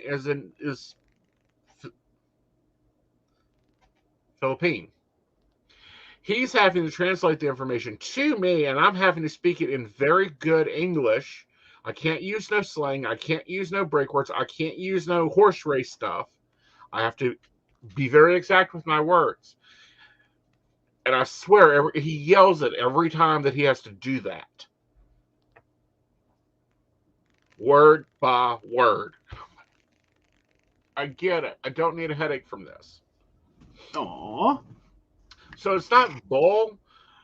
It is real, but the problem is the medium / psychic, because the way I'm reading this reading, those titles should be flipped, should have a guide that's able to deal with it. If they are not working with their guide in that way to can rotate that language and translate that English, then they're in a whole heap of bullshit. Well, no, wait a second though. I wouldn't necessarily I'm not necessarily arguing your professional opinion, but could it be more so like less like I can't do this, and more like, nah, I ain't dealing with this. Because I don't enjoy the yelling in my head, word by word, or whatever is occurring there. Right. Versus like they can't do it, or they're having trouble, as much as like, I ain't dealing with this. Well, I think Like, what and I happens, don't know how to put it that someone would understand it. right, That and I'm getting screamed at right now because someone's pissed off. They have to do some translating, and I'm not in the mood. right. Well, I think, and I've seen this with a lot of mediums, because a lot of mediums work strongly with a guide as a gatekeeper guide. They don't work strongly with a guide as what I'll call a personal assistant or a personal guide. A gatekeeper guide controls the spirits that come through. Like if I'm wanting to connect with a Pacific person, David is only letting that person to me. Mm-hmm. Ray is going to go find that person and bring them to me. Mediums that are trained mediums work specifically more stronger with their gatekeeper guide than they do their personal guide. Okay, let's see if this changes any thoughts you have. The psychic said, I don't understand Italian or whatever it was. So it wasn't won't, it was can't. Right. But what I'm saying is, Mm-hmm. it's not that they, and the psychic can't understand Italian. It's a change in guides that goes on during that. And that Okay. was probably the problem. Is she doesn't have it. I'm going to say she, because I'm sorry, I work in a female-dominated industry. Probably did not have a close working relationship with their personal guide,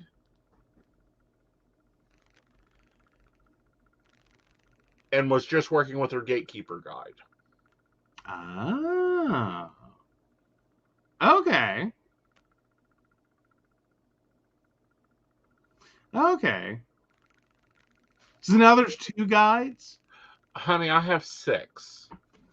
Oh, man. It depends on what I'm doing, on which guide I have and use. But mostly David works with me. Okay, so in that situation, would that be a 2 guide situation? Yes. Okay, so you have the gatekeeper who's That's just people. letting the person in, Right. or the, I guess at that point technically, entity, Right. in, and then David should take over translating them. Right. So that you at least get the idea in English to communicate it, even if what they're saying is in whatever language, right, dead or otherwise. Right. Okay. Yeah. This is how we get like channeled work and that type of thing. Is from the personal guide, some call them the doctor, whatever, aiding in that, in translating that information. Okay. Okay. It's kind of like when we're in a big event, and I've got both of you guys working for me. Okay. One's taking money and passing out tickets, and the other one's keeping me queued up. Okay. David's keeping me queued up, and Rhea's going and getting who I need and bringing them back. Okay. But if I was purely a trained medium, I would have a very strong relationship with Rhea. Like, I don't want to deal with murderers. I don't want to deal with people. Don't be showing me any melted face. Don't be bringing me people in half.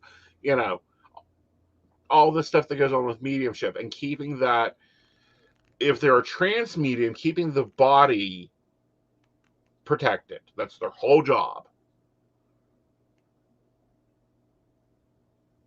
Okay, I just learned I cannot be a spirit guide ever in my future, because my first thought is I would have to slip in like a killer clown every once in a while for you, just to be like, ha ha! Not in channeled medium work. You don't want that. I know you don't want that. I'm just saying I would be a horrible guide. Yes. Okay. So yes, everybody has guides because I'm seeing Mika's question. Everybody has guides. The number of guides is depending on what you do. Everybody at least comes down with 2 guides at minimum. I've never seen anybody with less than 2 guides. There's at least a, for lack of a better term, we'll call them bodyguards, and a personal guide.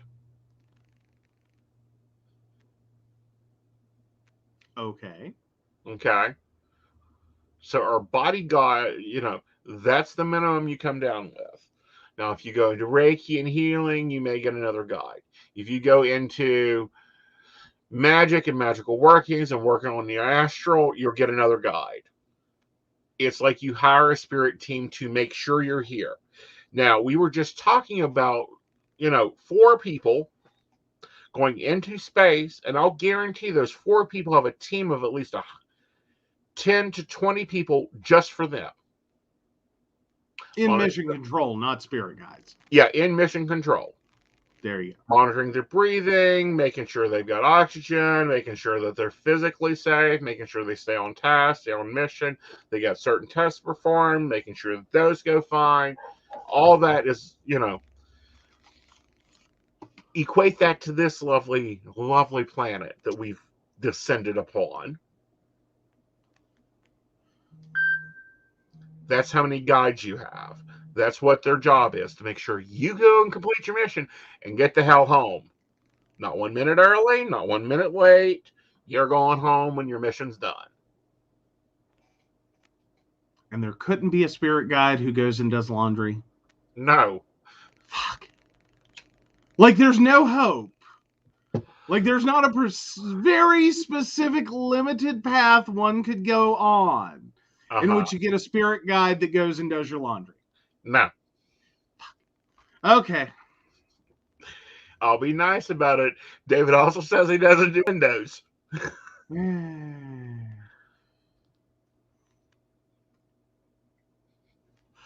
I just feel it's worth asking. Furthermore, honey, do you really want someone to develop that skill to where you're in the laundromat and all of a sudden you see bags start floating in, emptying out, pods coming out of nowhere and just getting thrown in there and the washer start running? I think I would get a phone call. Going, I want one! Either that or going, you need to get your damn sage down here before I heal something. Bullshit! If it's doing the laundry, I thought that was the goal. Like, Okay. you're talking about all the time, like, yell at the spirits to, if you're gonna, fuck around, then do the dishes. Yeah, I keep telling old Ben, go do the dishes.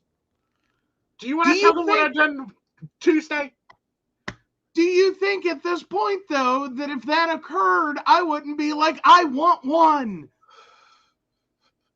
Sign us up! Go ahead and tell them what you came home Wednesday to. All right, tell them what happened Monday. Oh, God. I don't know. You're sitting in there on the couch. I'll walk in and sit down. Something flies open, and I yell at him. Yes, you did yell at your dad because the drawer on the filing cabinet mysteriously flew open. Like, apropos of nothing, just you sat down, the drawer on the file cabinet rolled open. Mm-hmm. Apparently in, like, very creepy fashion. Yes. Like, I don't know if he was looking for a pen or what, but it was the wrong drawer. Oh. I don't know what was in the drawer. That's the bottom drawer of the filing cabinet where we keep the North Carolina files, we keep the pens and paper, we keep the notebooks that I'm not allowed to touch or read. Okay. Oh, okay. All right. That's random. Don't know what the old man wants.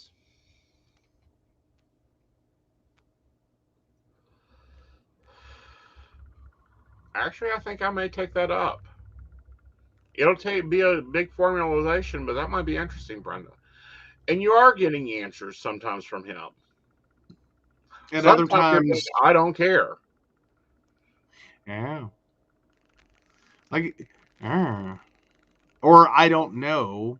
I think Yeah. technically that's, Yeah. Well, she doesn't like, know I she's guess, getting answers. oh. Yeah. Okay, got it now. Yeah. I thought the answer she was getting was, I get that answer sometimes. Oh, what the hell do you want? It's not in the record. I don't know what the hell they're doing, but it ain't here. Oh, apparently more like I'm sick of her. No, I think No, that's a fair answer. no, they don't get sick of us because they find it really exciting. Uh-huh. They do. They find our lives very exciting. Uh-huh. You've had some moments. Oh, I still have moments. Uh-huh. You've told me about a more than one in which he's like, fuck off. Yeah. Either that or you overwork him and he just starts handing you smart ass answers. Well, that's when you asked him the same question 4 times. Well, fair. He's like, okay, fine, I'll make this one up. Hey, You didn't like the other two? Not a problem. Nope, he ain't blonde. He's bald. She didn't like redhead or long-haired man. All it is, I guess. She can move on to option 3 on this list here. She wasn't supposed to get to him till she's 80, but okay. there you go. I'm just saying. You've had some moments where you're like, okay, I guess I'm done for the night. I've had some moments where I am done for the night. Like, and I don't mean necessarily you are done for the night. Like, you personally are like, no, I could keep working. Uh-huh. But, like, you've said some things that, like, David is done for the night. Like, I'm getting nothing but smart ass. Yeah. Like, just. Now, some of that could be the client. Like, if you get on a run and it's like, ooh. Ooh. Yeah. But no, I wouldn't. I may do a barista chat on spirit guides. I think I'm going to start doing like barista chat on certain topics. Oh, cool. Especially if they're ones like multiple people are interested in. Definitely. Okay. Very and cool, learning how to cool. work with them and stuff like that. But, guides in general are your personal assistant on this planet. They have 2 missions in life. 1, to get you in here and out of here in one spiritual body. And 2, to at least get most of your missions accomplished. However you got to do them. If that means Did someone forget to tell the cryogenics people this shit? Oh, honey, the cryogenics people are so damn lost on this shit, it ain't even funny. No, I'm just saying, what theoretically. Okay. All right, so cryogenically, you have your head frozen. Uh-huh. And flash forward, someone finally gets this to work in the year 2350. Uh-huh. And you get brought back. Okay. And your cryogenic old man head gets put on, like, a carbon copy of Brad Pitt, genetically speaking. Uh-huh. That died tragically in a decapitation incident. Uh-huh. What happened spirit guide wise? Spirit guides have already left for the day.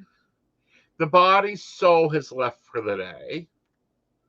So someone's got to figure out on the spirit realm what to do with this body and this head. Well, I'm just curious, what happens? Like reassignment?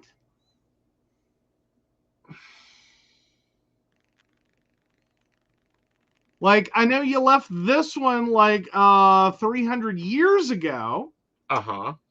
But get your ass back down there?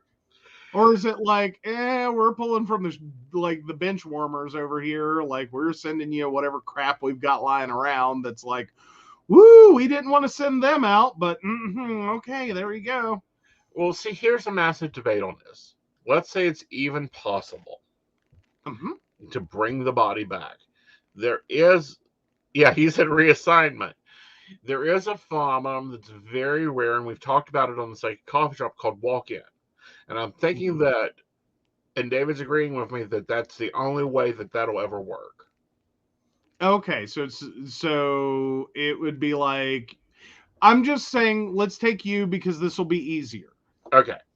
So 2050, you drop dead. David has been your spirit guide. 2350, you get pulled out of your head gets pulled out of cryogenic storage and attached to a body. We know you're going for a nice body if you pulled this whole stunt. Right. And you like that has been decapitated in a horrific incident. But still viable for head transplant. Somehow magically. I've not got this fully worked out. Just leave it alone. Okay. But all of this occurs. And so effectively you wake back up. David's long gone because he's been like, I don't know, assigned a few times over now. Right. And all of a sudden you get a new spirit guide. Well, see, here's the problem. I would have done evolved, moved on. I could be in my next life, into my next, well, soul-wise, soul, spirit, the whole 9 yards. Except for my head, physical head, is done and left the building. Okay. So, running under the theory of walk-ins, whoever is needing to take like 1 or 2 more lessons on Earth, but doesn't want to do the whole grow up, baby walk, boo-boo thing, would get pulled into that body. But that, again, that is highly hypothetical. Well, I'm still saying, but now that's the soul. Yes. Okay, but what happens to the spirit guide? Did they get one? Yeah, they would they would have a team. Okay, so the little Debbie fuck up gets dropped into the Aeson head / hot bodybuilder body, and then her spirit, like preordained spirit guide, comes with. Right. Okay. I was just seeing where we are. And granted, this is still in theory because we're not even sure that it'll work that way. I'm just saying. I know. I get that you're just saying it. Well, I'm not just saying it. I have a legitimate question there. I'm just like, we got onto the topic. I know. I'm just curious. Honey, I'm having 3 conversations. Give me a minute to catch up. Okay. Boy, David's got some comments for me, don't he? No, he's totally interested in this idea because here's the thing. On the other side, they've not even thought of this theory. I'm sorry, they've not thought of this theory? Right. I mean, they have the walk-in theory, which is, again, a very rare case. Yeah, can't cryo-freeze the soul. Right. I'm getting that part. Yeah. New renter would bring their own staff, I would think. Exactly. Brenda, that's where we're at. In theory, not like obviously never been tried, but so we don't know. Well, we do know. This is what we do know. This is the evidential facts that we do know. When a walk-in occurs, granted it's very rare, it is a total, and we've had the lady on that wrote the book about her walk-in experience. Okay. So we have that information, but we also have information of other walk-ins that have occurred. And again, reiterating, these are a very rare experience. So assuming that is the same classification, then yeah, it would be a different soul taking up residence in the new body, but used head. So they basically bought a double wide with a building added to it. And they would bring It's their like- own staff Okay. and would All have a right. whole different mission and different path. Okay.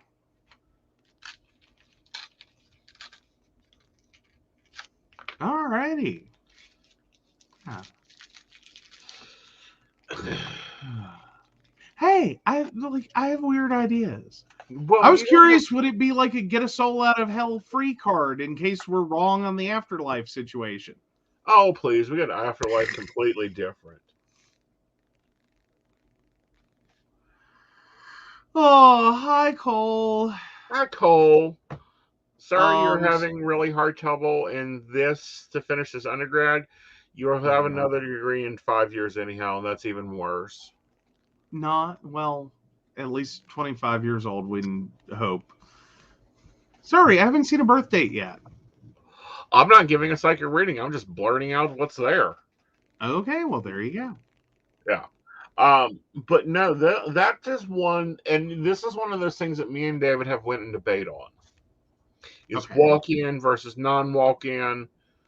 And we have this debate because there's a whole debate on both sides of the spectrum. Sorry, I was reading it like the beginning of a question. I'm going, wait a minute, because we do require a date of birth before he does his psychic reading. That's keeps lawyers happy that he's not doing readings on anyone under 18, because there's a whole thing about that. Go look that up. It's fun. Not really. It's really boring and will put you to sleep. Because it's a lot of text. But anyway, so no, I was saying, was that like the beginning of like, because he started blurting stuff out, and I'm like, wait a minute. Yeah. But no, me and David have gone back and forth on this walk-in theory and how it can be applied in other situations. And he says it is very rare and it's only in special situations. Okay. Like you have to get a free pass. Well, because technically with that theory, there's a walk out. Right. Like there's a walking out, and then there's a walking in. Right. And the walking out would technically be me because I wouldn't be having my head frozen until I'm able to leave this plane and have completed my mission. Like that's the only way death occurs. Okay, then I have another fun question. Okay. What if there were a horror, and I know I'm just like spitballing here. Okay. Horrible accident, you guillotine your head off straight, like total accident, guillotine your head off straight into a cryogenics chamber, total freak of nature accident. Right. Would you still have time to leave your body? Yes. Okay. 3.2 seconds. Yeah, so Brenda brings up Sylvia Brown used to talk about a number of exit points that we had the option of using. Yes.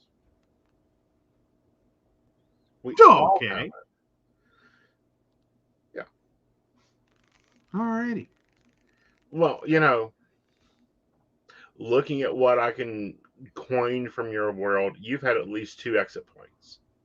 Possibly 3. Okay. I'd say the number's probably higher. Mm-mm. What? I am known for my ability to turn anything into an NDE.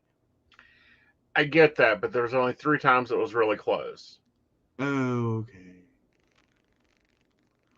Well, I mean, because I'm just counting like there was preborn, there were infantile seizures, there's been a few. No, that was just your spirit adjusting to the body. It really wasn't that hard. Leave it to me as spiritual me to get a defective body. It wasn't a defective body. It's like getting used to new shoes.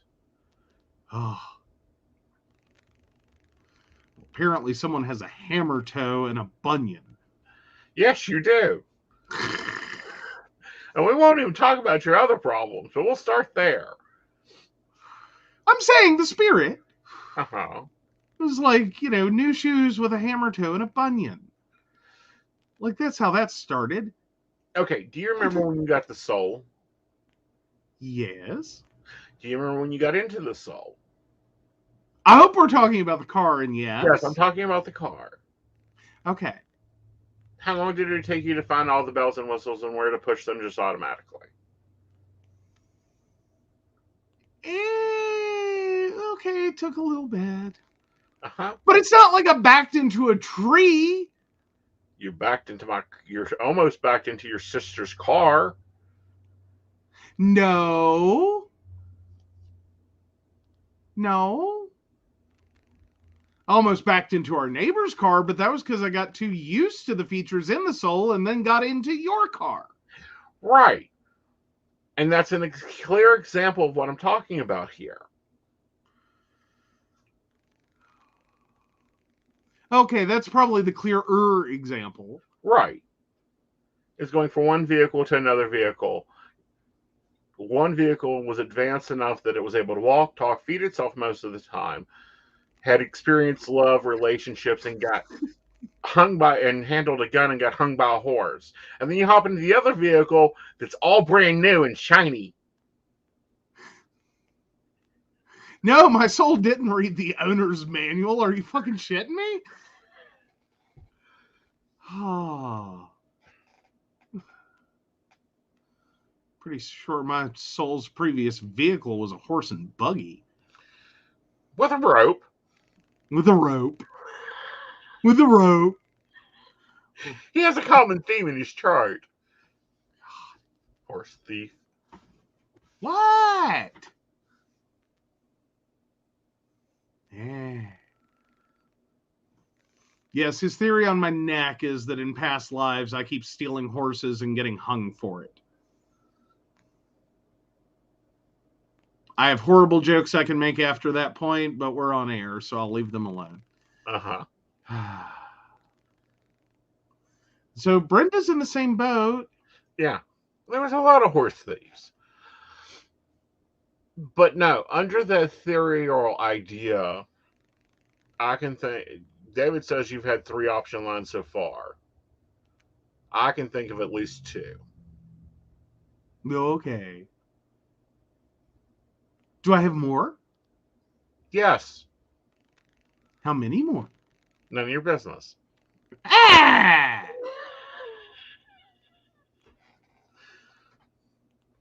Can I get a blinking strobing exit sign when they occur?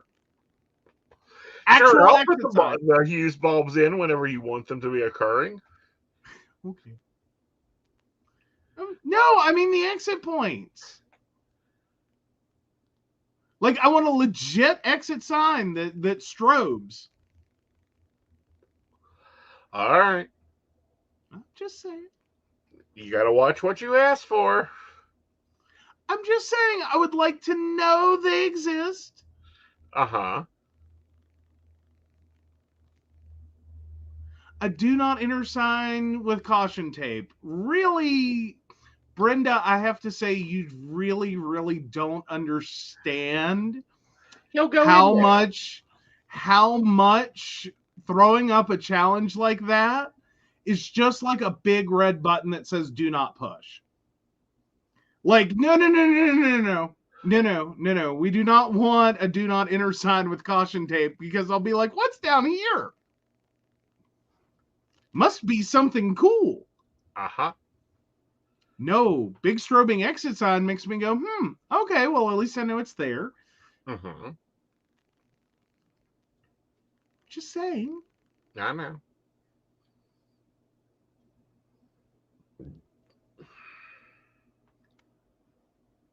But anywho. Spirit God debates are very interesting conversations.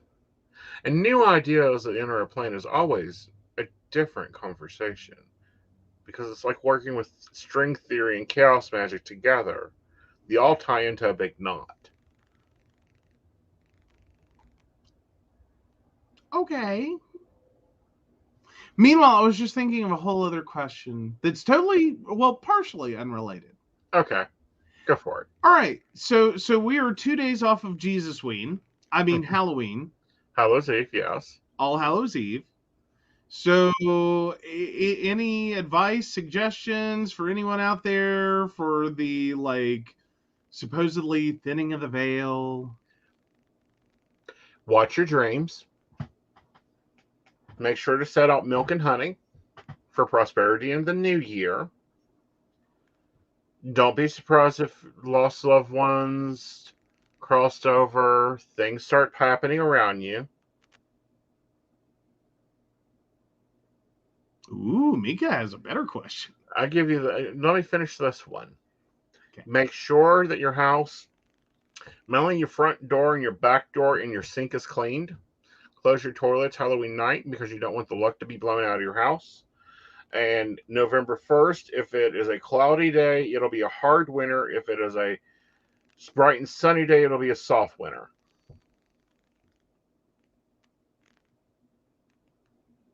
Alrighty. So Brenda says, ooh, more things should move around the house then. Oh, yeah. Alrighty. Old man's wants to go for a road trip. Son-in-law can take him. Go see his wife. Alrighty. Anyhow. So let's talk about Mika's question. Aeson, have you ever been scared of a spirit or some magic you did? I feel like this is a two-part answer. Like part A, part B. Okay. Oh, you made your house. I'm in mine. But anyway, this is a two-part question. Scared of a spirit? No. Spirits can't hurt me. The living, however, is the ones that I have trouble with. Scared of magic? I did.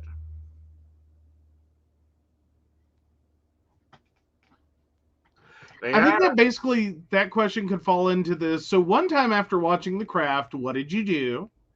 No, I didn't watch The Craft and do something. First of all, that's not my movie. For those that wonder, I am of the Practical Magic Party. I will be over here enjoying my warm tea.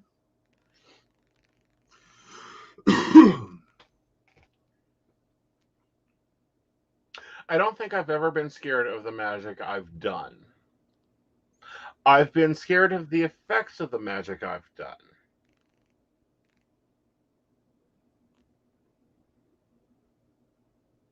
How aren't those the same thing? The spell itself isn't the problem. Okay. Like, I'm not fearful of any spell I've ever cast.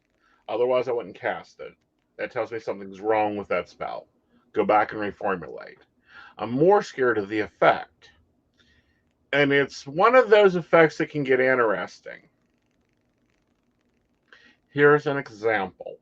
This is totally an example. I get aggravated with the situation. I get fed up with that situation. That situation is getting a little annoying and more annoying, and it's just itching me. So I take and put someone behind my peas because they're just itching to be in a problem in my world. Nice thorn in my damn side. So they go behind the peas. They stay behind the peas. That thorn in my side goes away.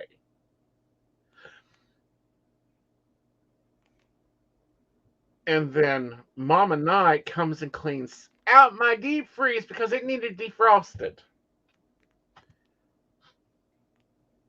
And throws them from behind the peas out in the trash.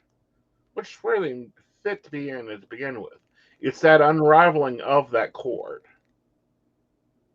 that scares me sometimes. Okay. So it's not necessarily what you did. It's not even anything that you are going to inherently cause. Right. But if someone else screws with this, what the fallout will be when that breaks loose. Right. Okay. Or, The times that I've casted multiple magics over a situation. Not having faith and believing in the first one worked. And this was a hard lesson Aeson had to learn. And Joe loves to rake me on this one. What? Lit the lamp, took a bath, lit the candle. I will say you regretted the fuck out of that. I regretted it. I wasn't scared of it. I knew because every magic has a course it runs, an arc per se. Well, and I think one could say you had an absent-minded professor moment with it. I did. Like, you knew all the things you were doing. Right. You knew the effect of all the things you were doing. But you really weren't thinking about all of that when you did it. Yes. Like 1, 2, and 3.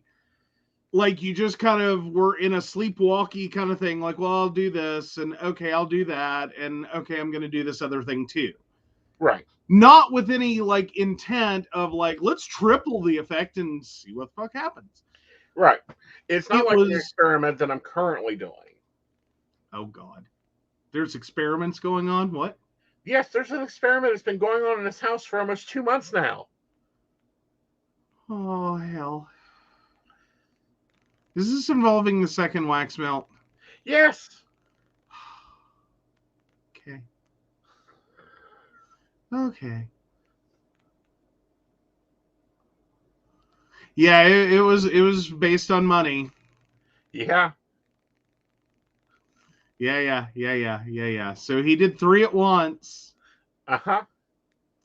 Then all of a sudden had a moment in which he could not figure out why he had been slammed for how many hours?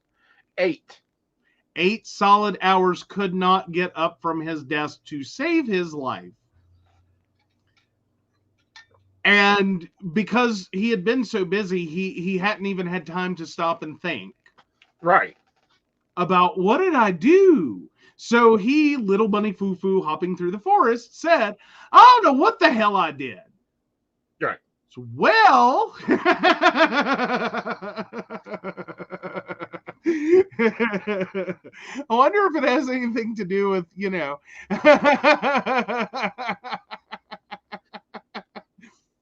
Right. But no, I've been working on an experiment to see if an experiment effect creates the same effect. See, that's the part in magic people have lost, is the experimentation to the magic. Oh, okay. So what is your anticipated possible outcomes of this experiment? My anticipated possible outcomes of this experiment is one of 3 things. Okay. Either 1, all my worries will be handled.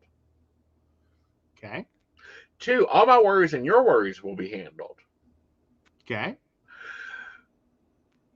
Or everything will blow up. One of the 3. Okay. I feel like I needed a warning on that one. You got a warning. No, I think I would remember that specific warning. Yes, you did. What, was I awake? Yes, we were in the middle of Walmart's. Okay, but was I listening? That's debatable with you.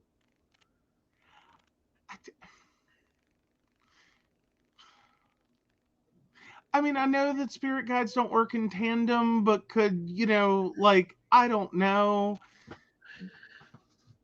Could David flag mine down and be like, smack him in the back of the head so he listens? Possibly. Like, could you work on that? I'll work on smacking you in the back of the head.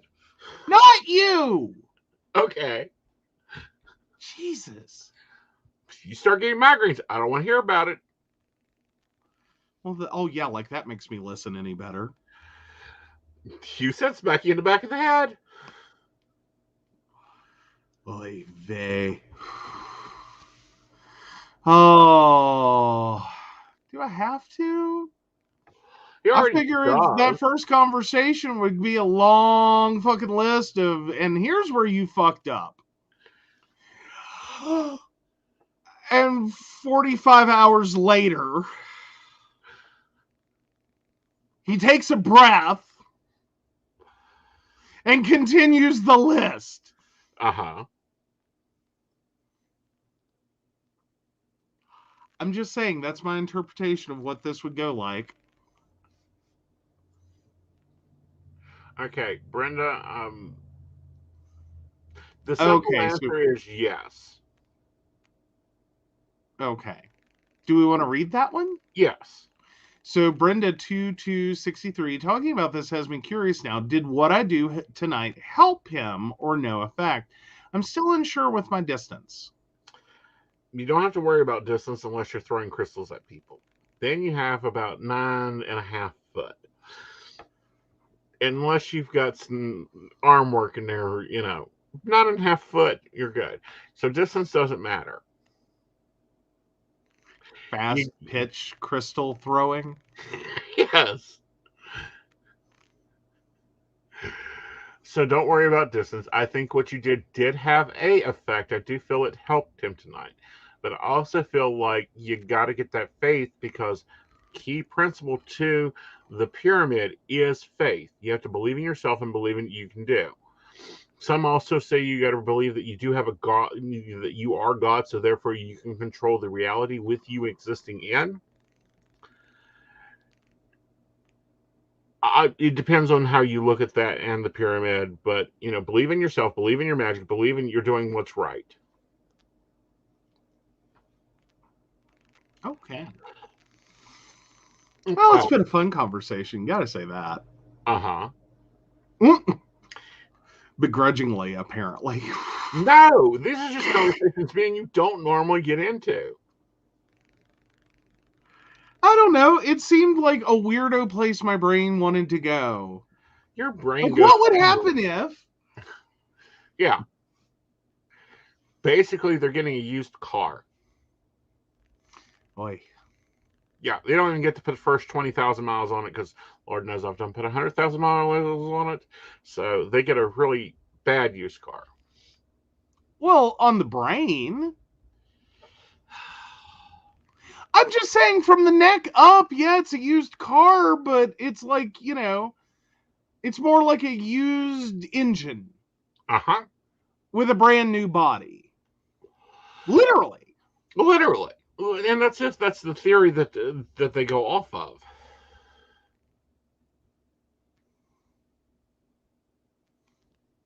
Well, Brenda says tonight's been fun. I'm glad she's enjoyed tonight. I'm glad. It's not often I pull out the bag of spiritualism and set it over here, and the bag of witchcraft and set it over here, and start pulling books out. There you go.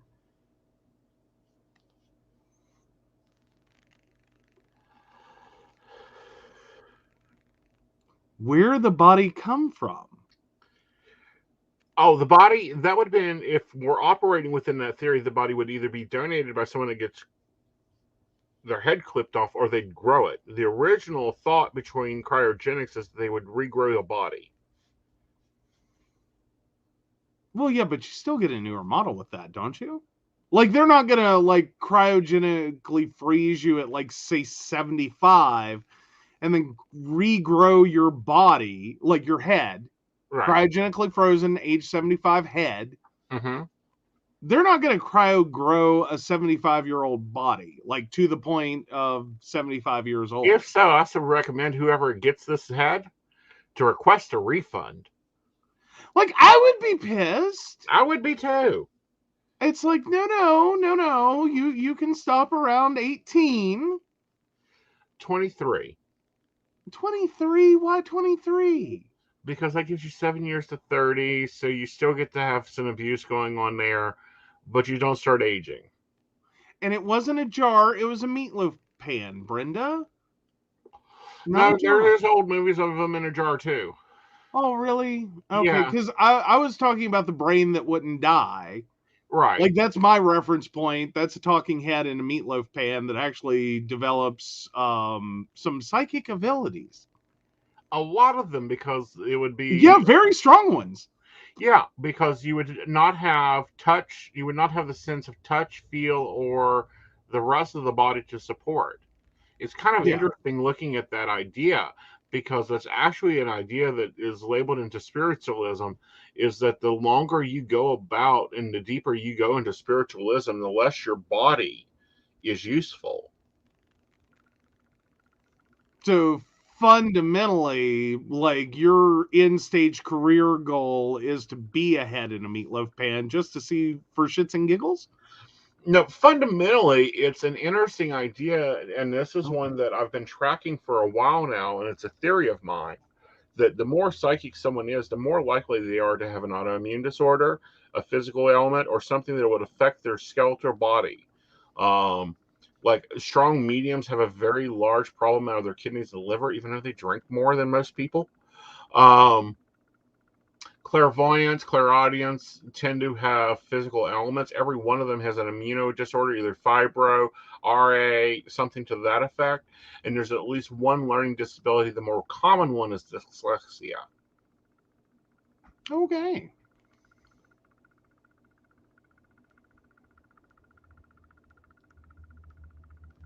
But again, I've not had a body of, I don't know, 5,000 psychics to go around. So, what is your autoimmune disorder? What are you allergic to? I wonder if you created that. Like if you created a survey. Right, Like one, would we be able to filter out right, like joke responses? right. 2, would we get honest responses? And 3, would we get enough responses to actually like Mhm. get some in like data? Right. Well, Brenda brings up the old mediums, the old masters that would sit in a lotus and not move or eat for years, but their wisdom was amazing. If we look at Madame Blavatsky's work with the ascended masters, she says that they stop aging, and she's never, in her notes, never saw them move or eat. That they were always, and that's why a lot of times they're shown in a standing position in her drawings, and the artistic information from that dialect, that sect, show them either in a standing or sitting position, and they're never moving nor physically having to talk. That all the information is telepathically connected. And we've seen that before with the people that have co that have moved to Buddha status. And there's actually a few Buddhas that actually turned into statues.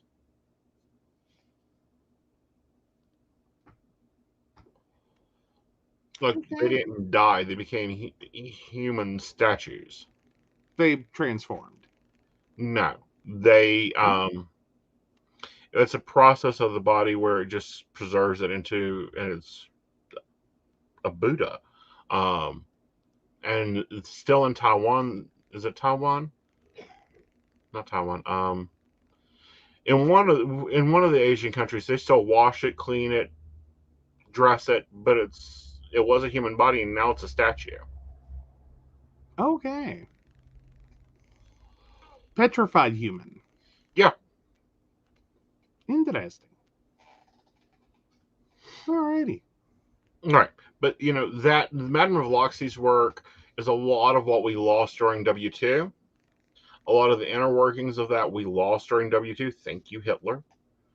Um, a lot of that information stopped even being studied during that time because he tainted it so badly. Okay. Fair enough. Yeah. I mean, given the situation.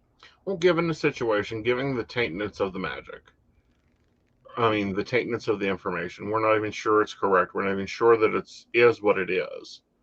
Mm-hmm.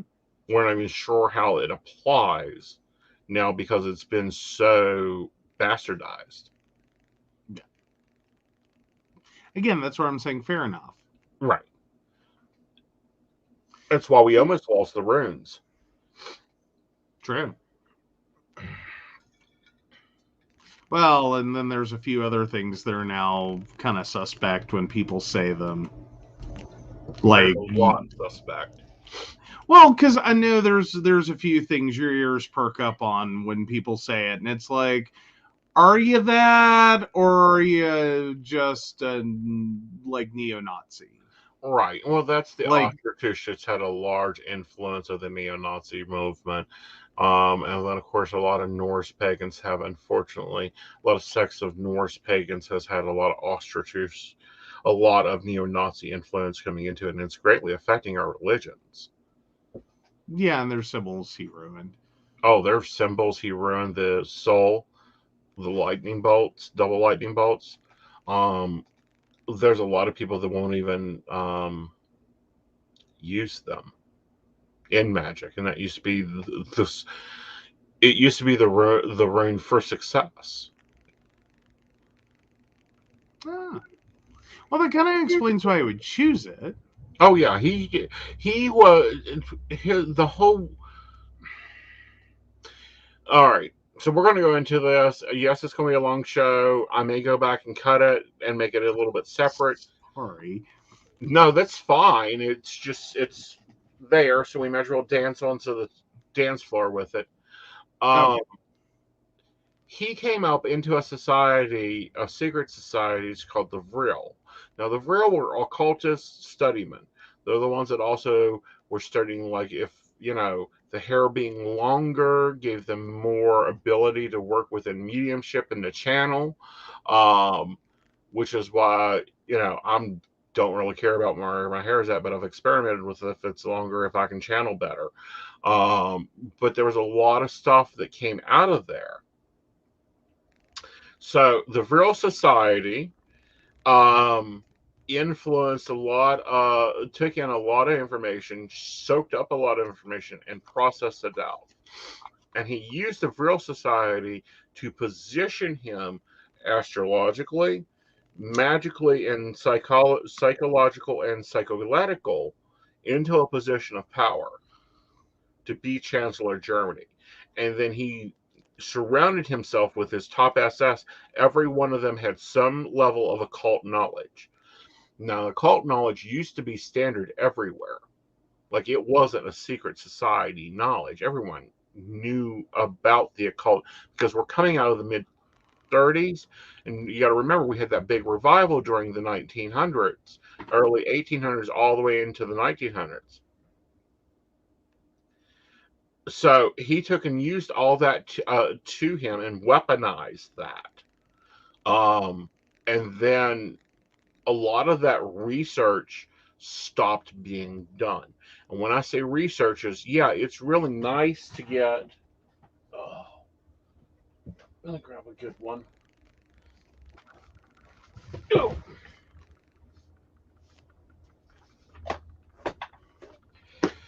A book like Utterly Wicked, which if you're practicing magic and do not have this book, something's wrong. Go get it, Dorothy Morrison. It's the best one. As you see, it's one of the only ones I have page marks in.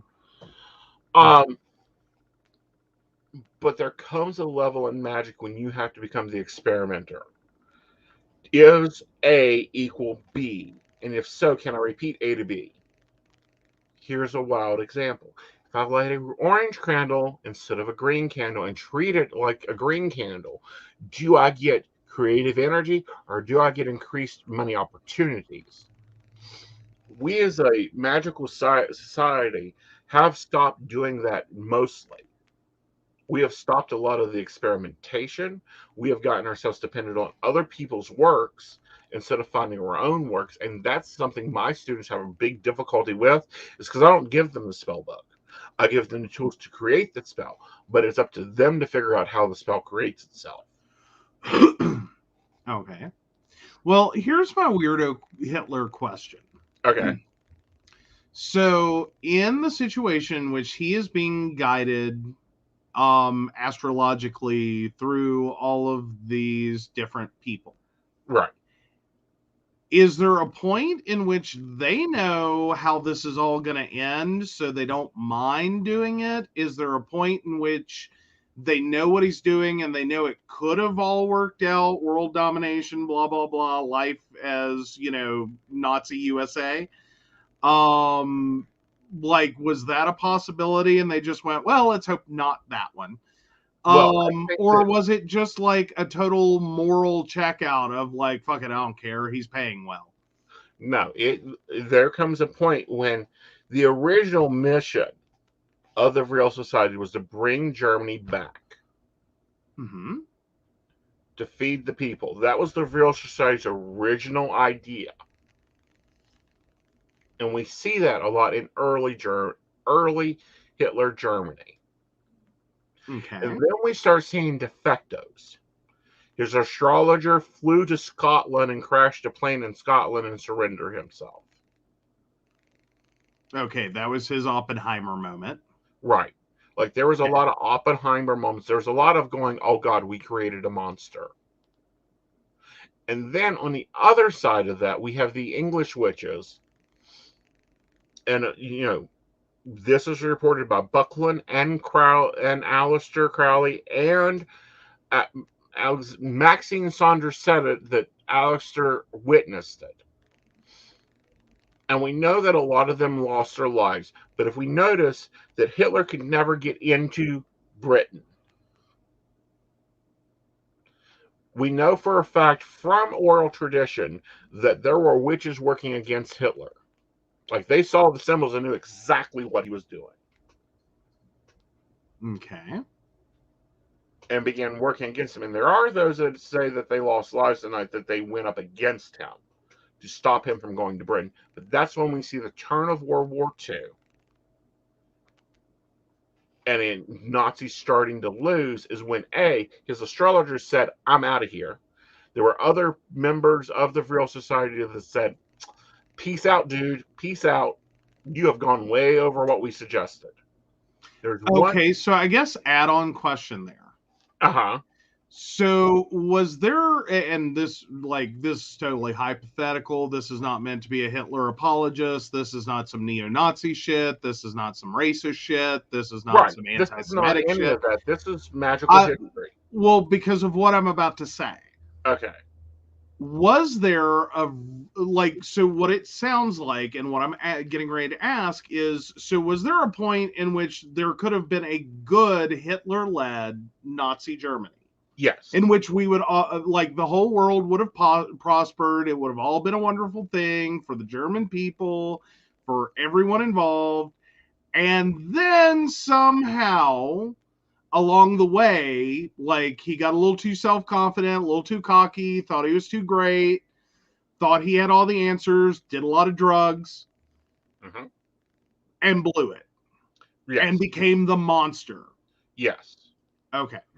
And I feel like I had to ask that very, very pointedly and very, very carefully, because otherwise that sounds like I'm a monster who likes that monster. And I'm like, no. Yeah, we're not that monster. I am very much against Nazism. I'm against the Nazism that is echoed within our culture on multiple levels. Right up until our medical science. I have a problem with it. But there is a point when Germany begins returning and being profitable before he invades Poland. If he had made a decision differently than to invade Poland, but to continue building on what Germany could provide the world and doing free trade within that, I think the Real Society would have followed and dealt with him. However, that is when he turned his back, invaded Poland, and then began rounding up Jews, gypsies, gay, everything that the Real Society was. He began segregating them, and then he began executing them. That's when he became power hungry. And then he began invading other countries. That is where the chosen leader stopped being the chosen leader and started being the monster that was actually already latent there. Okay. Well, and then I guess that kind of flows back to, this was sort of one of those situations where they're helping him to the point that he made a choice on his path that thoroughly threw everything off. Right.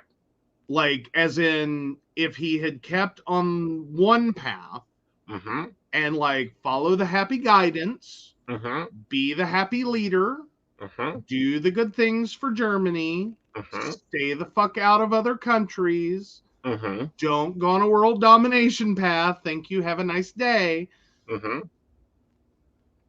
all's well ends well. Right. But it's, well, because I kind of liken it, and to a way different degree, like a huge, like orders of magnitude, Mm-hmm. to, like, occasionally you get really frustrated with a client Mm-hmm. that is like, I already told you what to do, and then you called and told me you did exactly what I told you not to do. Mm-hmm. So then you want more advice to try to get to the same point. Mm-hmm. And I give you that. And then you proceed to do everything I told you not to do again. Mm-hmm. And we're just going to keep doing this. And you're going to get further and further away from that goal until I finally have to tell you, you done fucked this up so bad, it ain't happening now. Right. And then you're going to get mad and then tell me that, I'm telling you two different things. And it's like, no. You walked this path the wrong way. I told you where to zig and you zagged. Right. And you continue to zag. Yeah. But let me take you on a different example. JFK Sr. was literally born, bred, and stable to be an American president. Mm-hmm.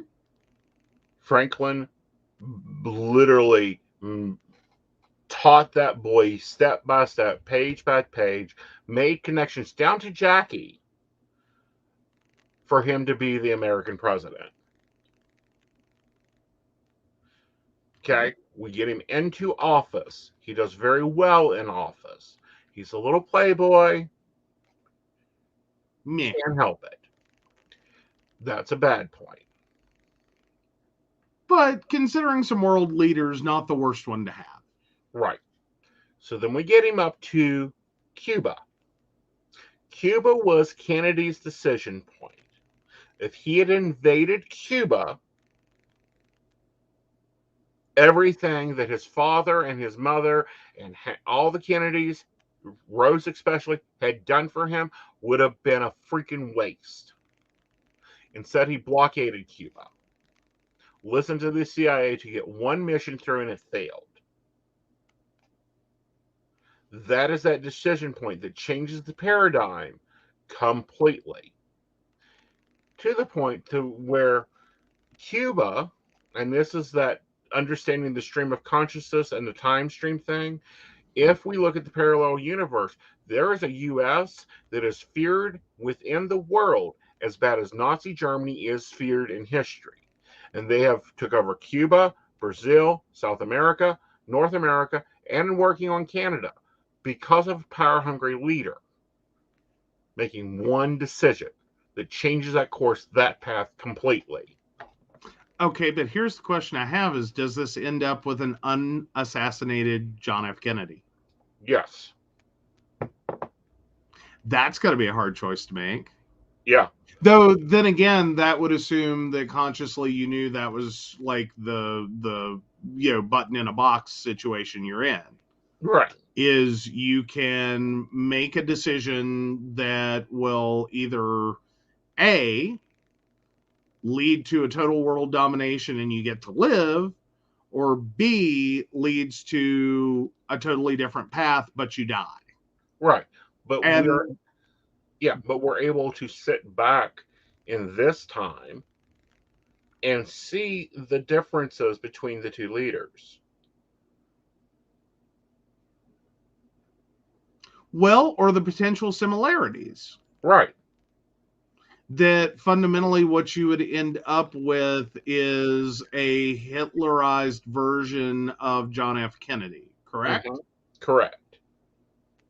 As in that same kind of like world domination, power hungry thing. Right. Unleashes Mm-hmm. instead of making a totally different decision. Right. Okay. Okay. Now, here comes the question that then follows that in my head. Don't know if it Mm-hmm. works for everyone else, but here we go. So how much of that was influenced in a but not for Nazi Germany would there have been a JFK world domination nightmare? Like if Hitler hadn't fucked it up Mm-hmm. and went totally off rails and just completely became the monster, if Right. he had gone through life as a nice vegetarian painter who did some great things and then died peacefully in his sleep, Right. many years later, no war, no gas chambers, none of this crap. Right. How much of that situation in the 1940s, 1930s, 1940s caused or helped or had no effect on I 1960s mhm. JFK? Looking at it, if we did not have Hitler, we would have still had Lenin. And I think that would have been even more scarier. Okay.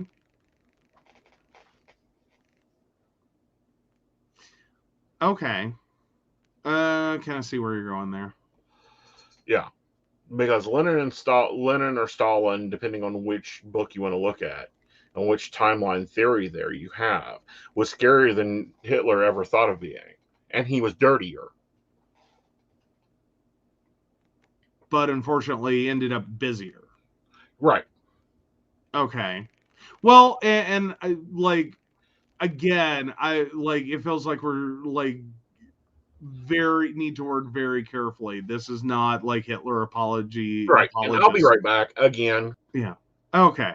Well, because I'm sitting here having this moment of every like horrible things can have upsides.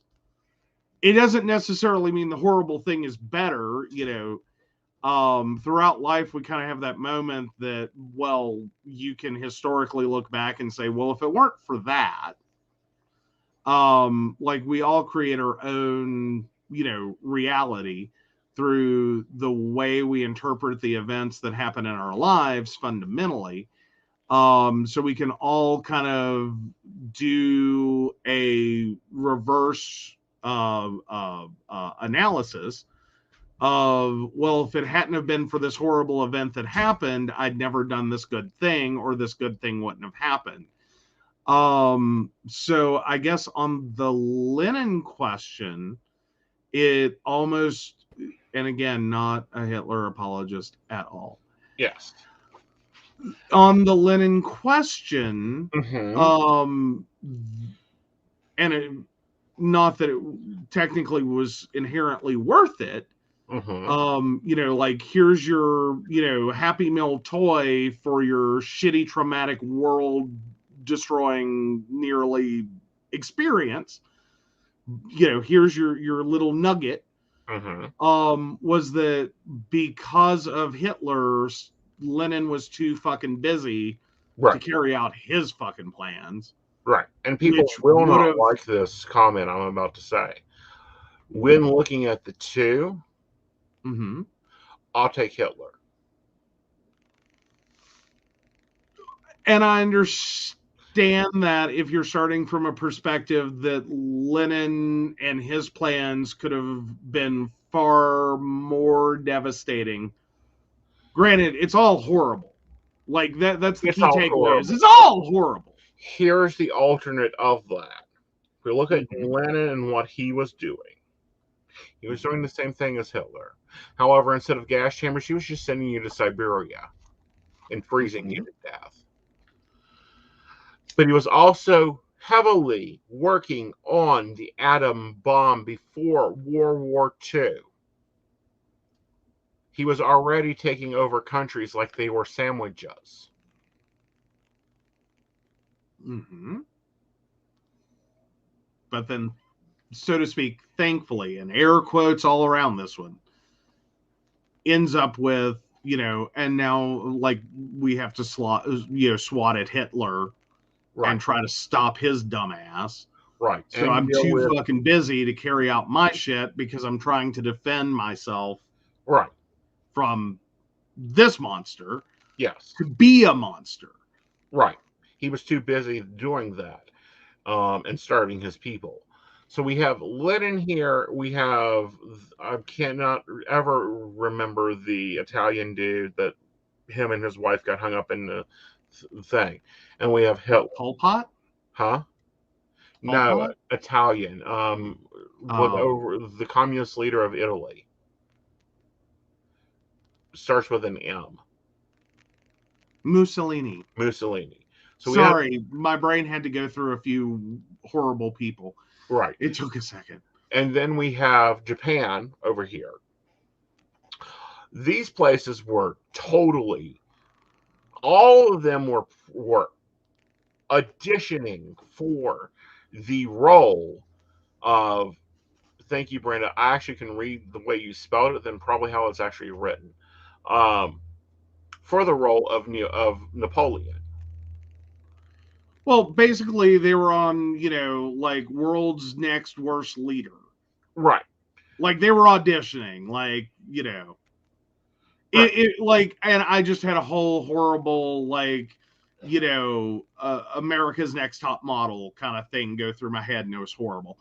But Funny, but what horrible. was going on, and it's what continues to go on, is we got to understand the cycle of time and how it repeats. And I'm in debate on whether it's 70 or 90 years, but there's always one world leader that has to be Napoleon, or have a Napoleon complex that takes on, takes over worlds, attacks plan, countries, sticks their nose in countries' businesses, that type of thing. So that's one lesson we got going on. We are going through a second lesson that we've already seen before, and that is the lesson of the plagues.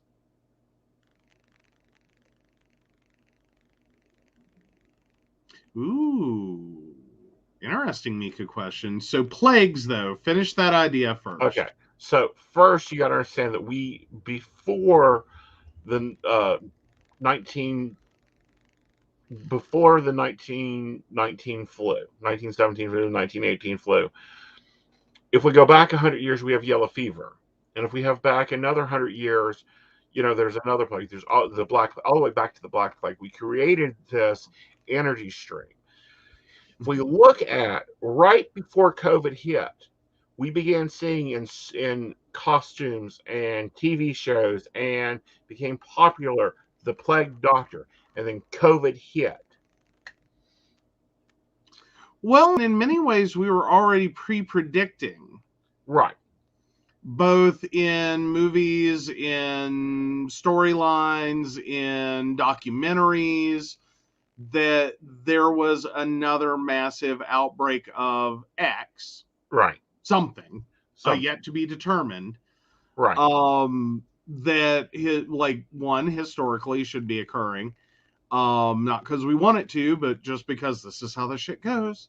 Right. But there was also a lot of talk about that we were closing in on that rough period.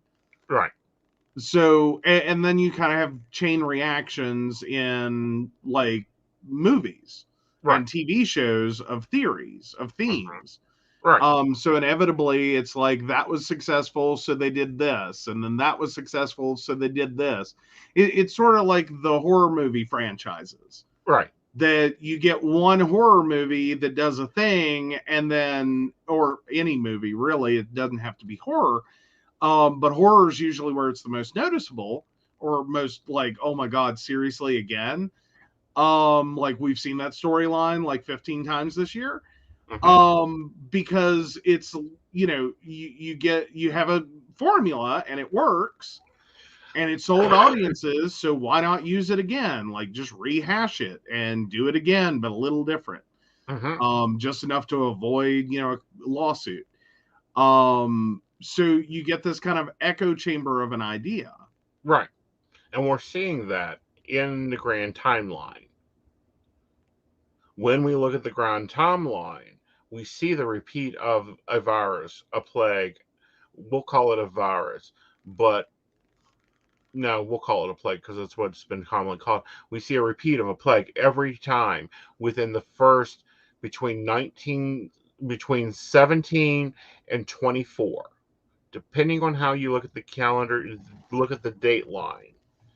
Okay. There is a plague, there is a major ordeal, followed by normally one of two things: either massive famines, which we're already seeing occur. We're seeing food shortages all through the globe. We have been food desert forever. People have forgotten how to grow their food. Or at Well, least food part of it. disconnected. Yes. So that's part of that timeline. If we do not watch, we will hit the 1930s early. And when I say early, I'm saying real early. Like instead of hitting it in 1930, when was the crash? 32? No, 1939 was stock market crash. Yeah, we may hit that earlier because we hit the plague earlier, or it may hit later because we've hit it later.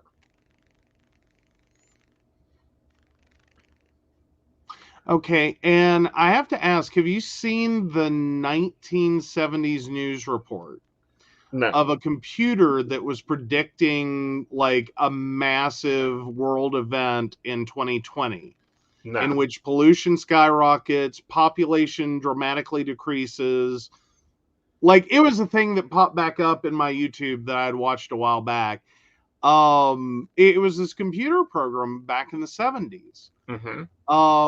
that basically took inputs about, history, Mm-hmm. and then it started taking all that data and trend lining it, Mm-hmm. and then started extrapolating a future, Uh-huh. and it basically showed this 2020 convergence of quality of life plummets, birth rate plummets, population plummets, pollution skyrockets, um, cost of living skyrockets, employment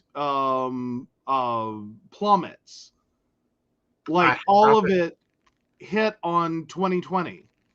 Yeah. Well, there's been multiple psychics that sit on this. I don't normally speak about a lot of this stuff because I don't know who I am and who I should be saying that I am, if that makes Okay. sense.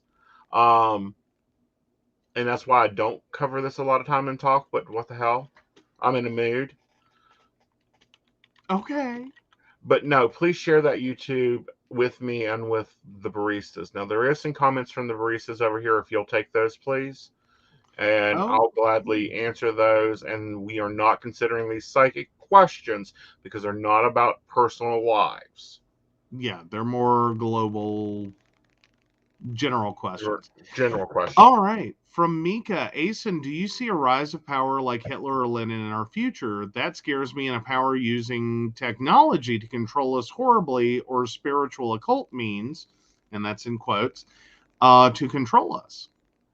I think we're already facing it.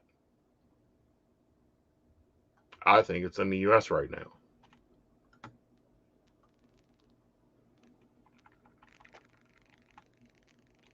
I think if you talk to anybody that is a Trump supporter in logical terms, you will be talking the same and go back almost 100 years, you'll be talking to somebody in the same terms as you do Hitler. Okay. I, Oh, go ahead. so, do I think we're facing that again? Yes. Do I think that we have a point in change that we can do there? Yes, but it's going to take people A, being bold, B, getting active, C, changing how they see things and changing how they act and getting involved and going, no, this is not correct. This is not the right thing to do. Not looking the other way when shit pops up. I'm going, oh, he's too rich and powerful. Actually, he's broke. He has been broke for years. He is living off one kite check to another kite check. Do I think that it's being controlled by some spiritual means? No. Do I think that we need to be very watchful of our spiritual leaders right now? Most definitely. Occultism, most of us are pretty much, uh, people aren't going to like when I say this. Most of the original occultism, you don't see. You read about it. Do I think that his stripper preacher had something to do with him winning? Yes. He is using that evangelical branch of the Christian religion like a club across America. Mm-hmm. Because they've been taught, do not question, follow command, listen to your preacher, do what your preacher says. It's the godly thing. That is why I question everything whenever religion steps in a governmental system. Okay. Understandable. So that link just went to you and out to the break room. Awesome. For the video. It was actually really recent in my history. It really was like the other day it popped back in, and I went, "Huh, that's weird." And then tonight's conversation just kind of like, ding. Yep. So Brenda Bryant says they say that what attention is focused on attracts it, and words have power to create. So could that talk, movie stories, have affected what is happening? I feel it's the opposite. We all know that artists in some way or another, be it actresses, script writers, writers in general, painters, all have a level of psychic kinesis to them. Okay, so less of law of attraction, more this is a warning. Yes. Like, here's your giant artistic warning label. Right. Okay. Art echoes life. I also think life echoes art. I'm gonna just lay it out there. I watch a lot of what Joe watches, and here's why: because I love you, darling. You're quite enjoyable, but you will watch the most popular stuff.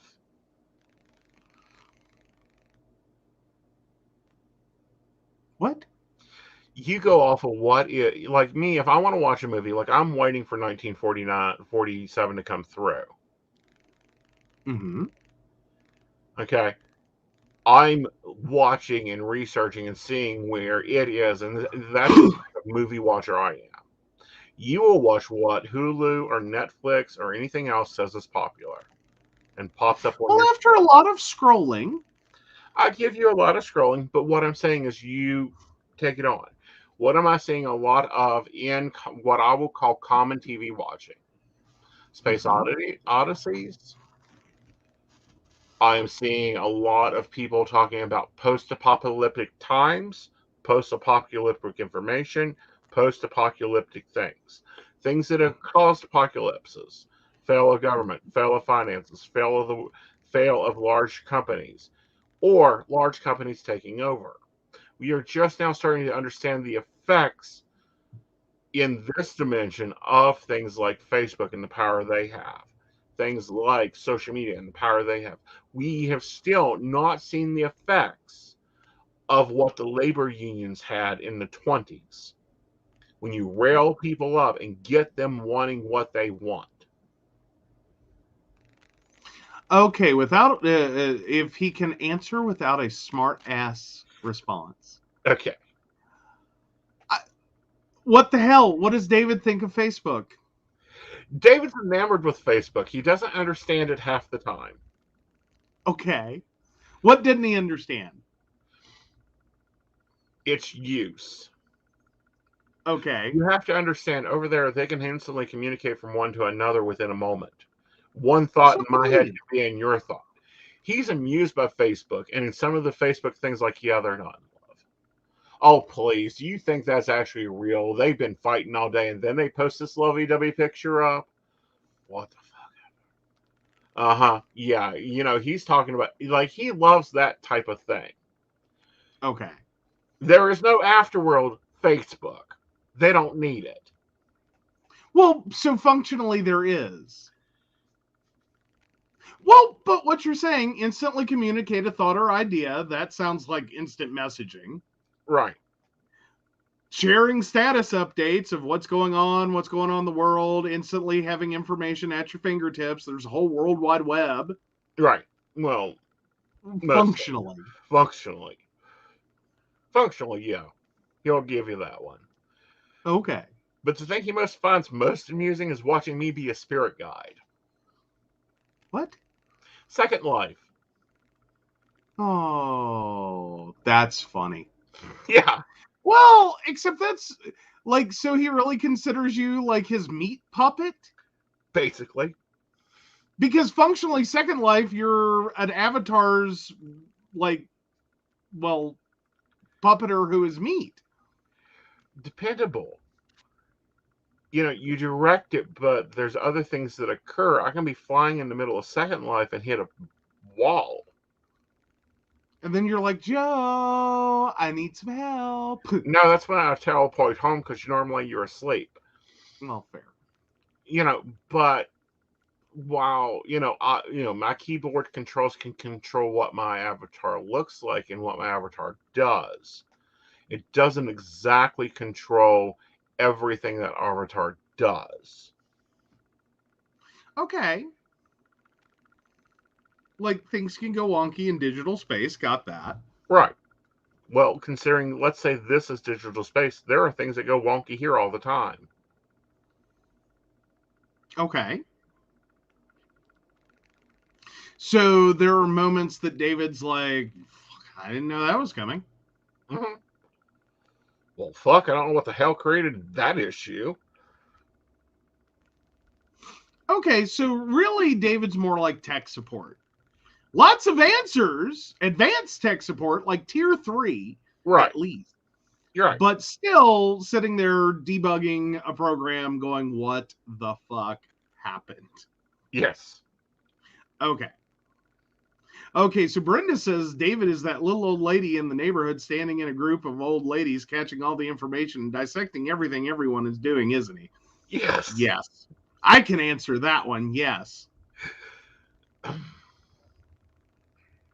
Because I will say, in that list of things just to jot down, what I've learned is one of David's favorite activities is start whispering shit to you in the middle of Walmart. Yeah. Which technically, if that shit's good enough or funny enough, or you have hit a wall personally, as in like you've just like had it with the day and you are tired and exhausted and hurting, you'll start telling me shit. Mm-hmm. Like, he's cheating on her. Like, just, what? Like, I don't know these people from Adam. I don't think you know these people. No. What the hell? Oh, no, David's in a mood. He's bored. Yeah. Or I'll come, or I'll get done and, me and you are leaving a place and I'm having a conversation with David about, no, I don't want to see that. No. And you're like, what's wrong? And it's so, like, okay, maybe I would make a good spirit guide. Huh? Maybe I would, and maybe with my impulse being to be like, here's a killer clown. Maybe I would make a good spirit guide. Yeah. If we can get your little Jewish lady stories down, you'd be great. Do what? Honey, I love you, but in Golden Girls, you like to think you're Blanche? No, you're Sophia. Still had a better sex life than Dorothy. All right. I'm just saying. Truth is fact, but fact is fiction.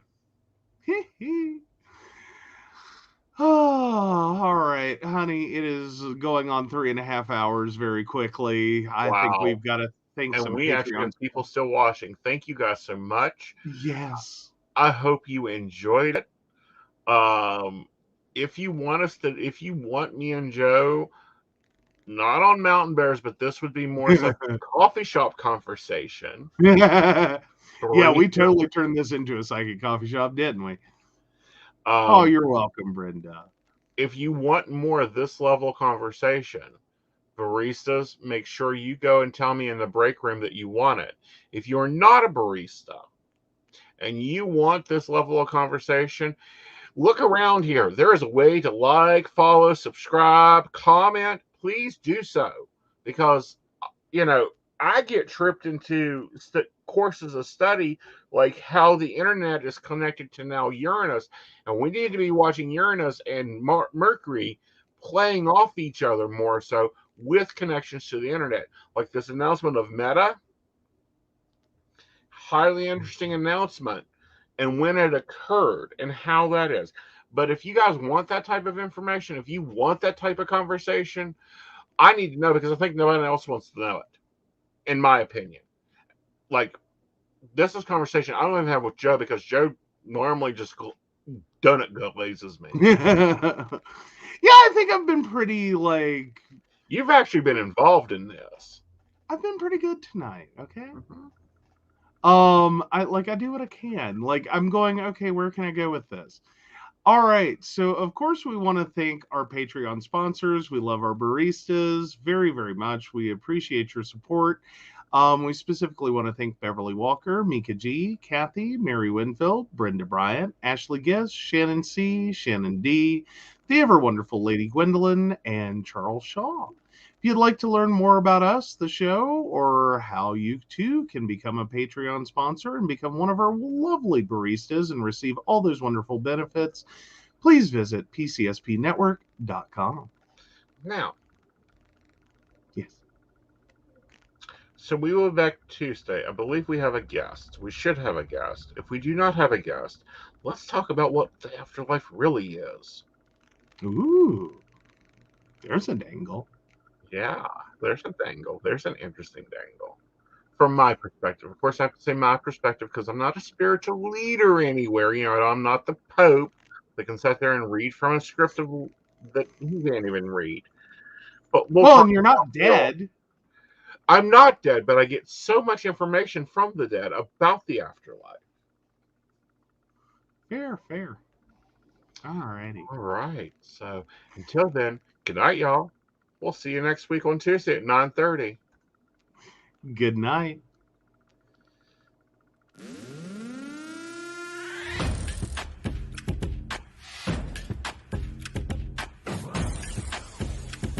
Let's work.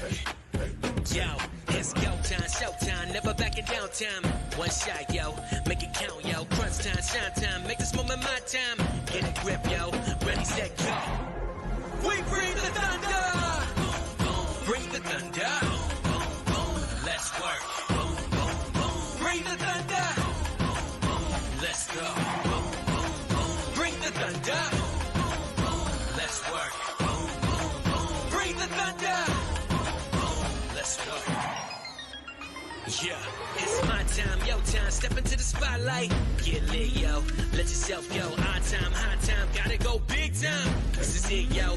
Never take no flight time. Grind time. Take it to the street time. Turn the roof off. Get loco. Game time, win time. We gon' bring it home time. No regrets.